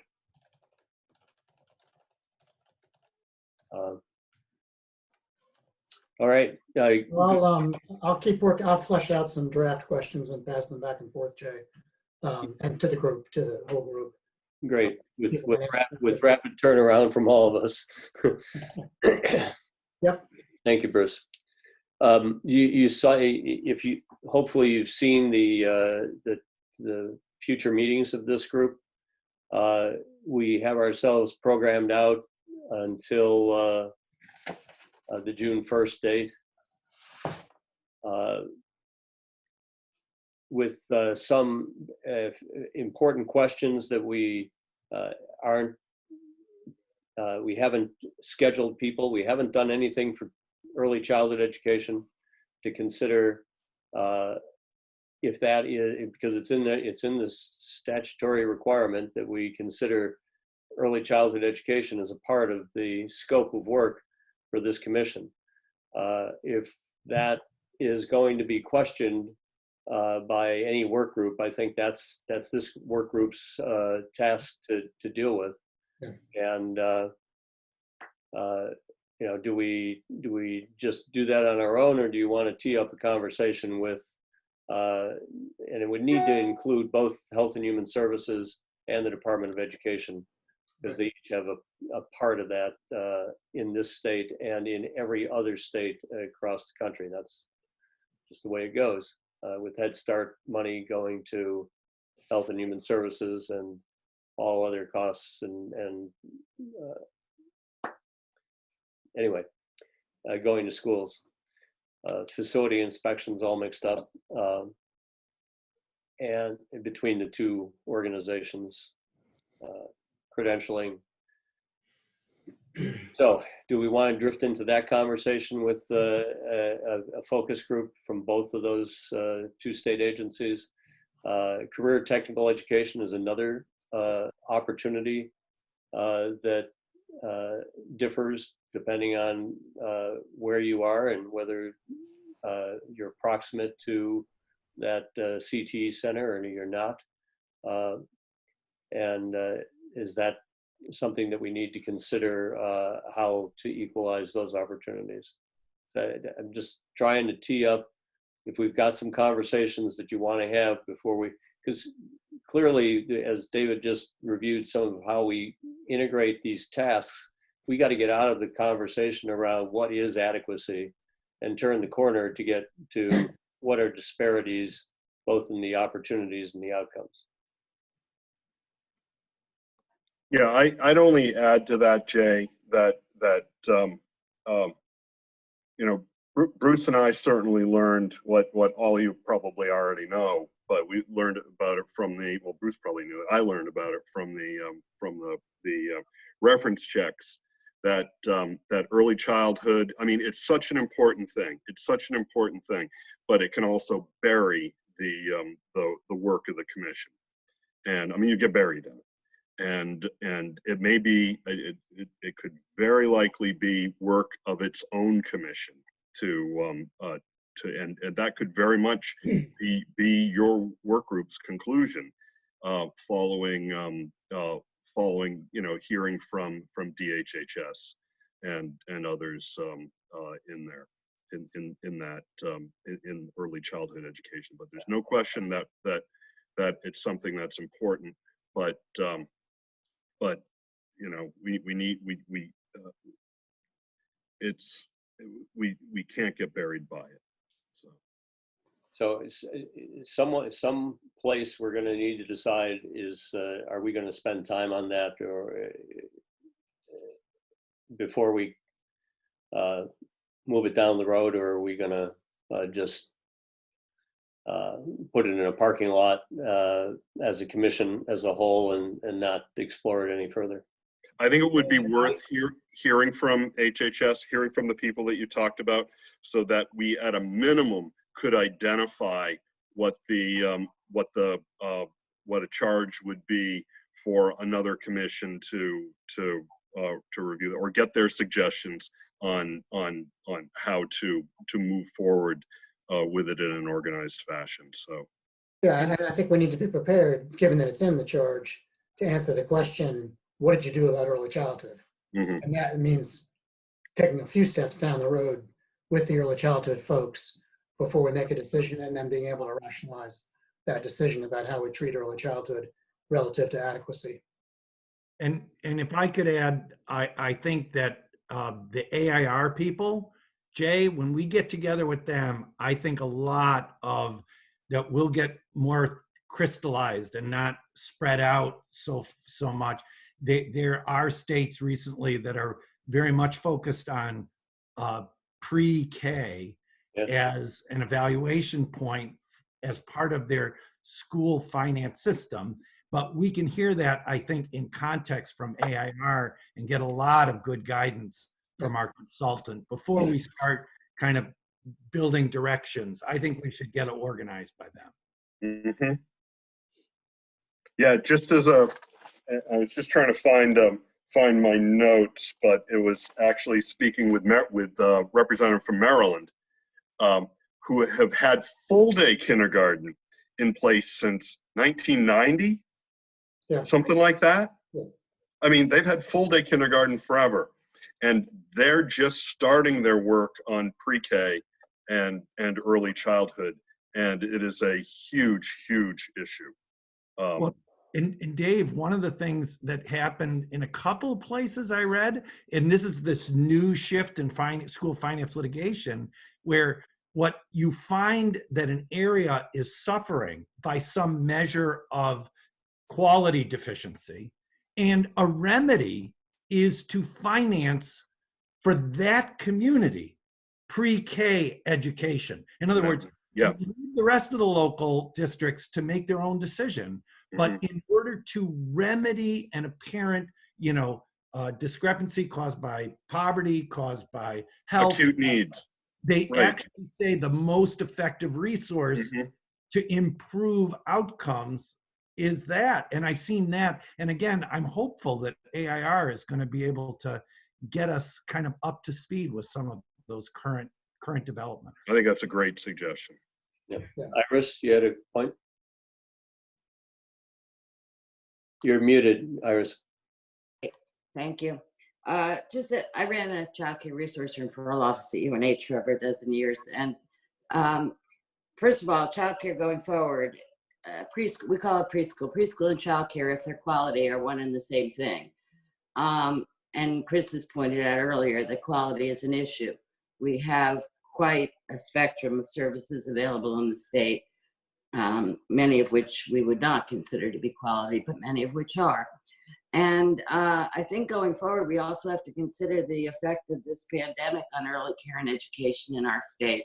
A lot of providers are not going to survive it, just like a lot of restaurants aren't. And that's going to really impact the availability. I think Bill's point that in areas where availability is slim and of poor quality, that might be an approach we would want to look into. But I guess my point in wrapping up is just, I'm totally and utterly convinced that a quality preschool experience is vital to success going forward, more than any other factor practically other than family environment. But I don't think this commission can go there right now for a variety of reasons, part of which I've been trying to explain is that it's way too complex for us to tackle. But it would be really interesting for us to make a statement of its value and ask for more work to be done on it. I'm right behind you with that, Iris. I believe everything you just said. And but I would think that it has to be probably a separate commission at this point. But I don't want to just leave it. I'd like us to put some input into it down the road. It would be nice to see all these empty classrooms in the demographically stressed schools filled with preschoolers, and not being the source of some consolidation discussion, but utilized for pre-K through 12. There's no reason we can't do it within the public education mechanism. And that's happening in some places. Bartlett now has the local private preschool program located in their capacity space elementary school in partnership with the school district to serve special needs kids as well as typically developing kids. Parents pay tuition to the private organization for childcare, and the school district pays for the preschool educational costs that they're liable for. So yeah, there are good models out there. Yes. On that note, I'm going to note the time and my own screen fatigue, and which is built up over 3 different meetings and 6 hours. 9 a.m. I gotta share with the folks. There is no doubt that the best investment of any dollar in addressing poverty, educational outcomes, is in early childhood and leveling the playing field of opportunity for early childhood experiences. I think there are lots of states that'll confirm on that. But I appreciate this conversation. It probably doesn't, and I heard you, Barbara, we shouldn't just pass this on down the road without having spent a little bit of time investigating what some of the concerns are of those who are charged with carrying out the programs in the state. But it is a big study, and we're not going to solve it. So I think a statement of its value, but recognize our limitations is exactly where we'll end up. So keep thinking about the priority on our time for future meetings. Bill, how long are you going to be with with the stakeholder group? Yeah, you didn't know? Number one of the strongest, IRIS, one of the strongest recommendations of the Stakeholder Advisory Board that's chaired by Donnelly Lozo was that a key chunk of the CARES Act money be allocated to child care and early development issues. Now, it's complicated, as you said, but we'll see. And Jay, I think that is going to be slowing down. I think that the recommendations, the legislative board made their recommendations. The stakeholder board is going to make their recommendation tomorrow. And I think there's going to be a period of time with the governor already announcing a substantial allocation where work will slow a little bit. But it's been very busy, like for like all of you during this period. So June, we have not scheduled anything for the date of June 4th, but we could go to schedule it. I will make sure I manage it. You go with the group as a whole, and then I'll adjust to make it. Okay. So our decision there is with June 1st and then June 4th on a Thursday. June 5. 5, you want to go for the Friday? Let me see here. You wanted to go Thursday. My math is off. 4th. I think we're going to slow down a little, Jay. So thank you for thinking of me, but let's just schedule for the group. Okay. I know I've got a conflict at 10:30 that day, so no problem. Just work around and consult with all the groups and see how they all fit in. Okay. Thank you so much for your time today, and we'll see you on Thursday. 10 o'clock on Thursday. Good. Be well, everyone.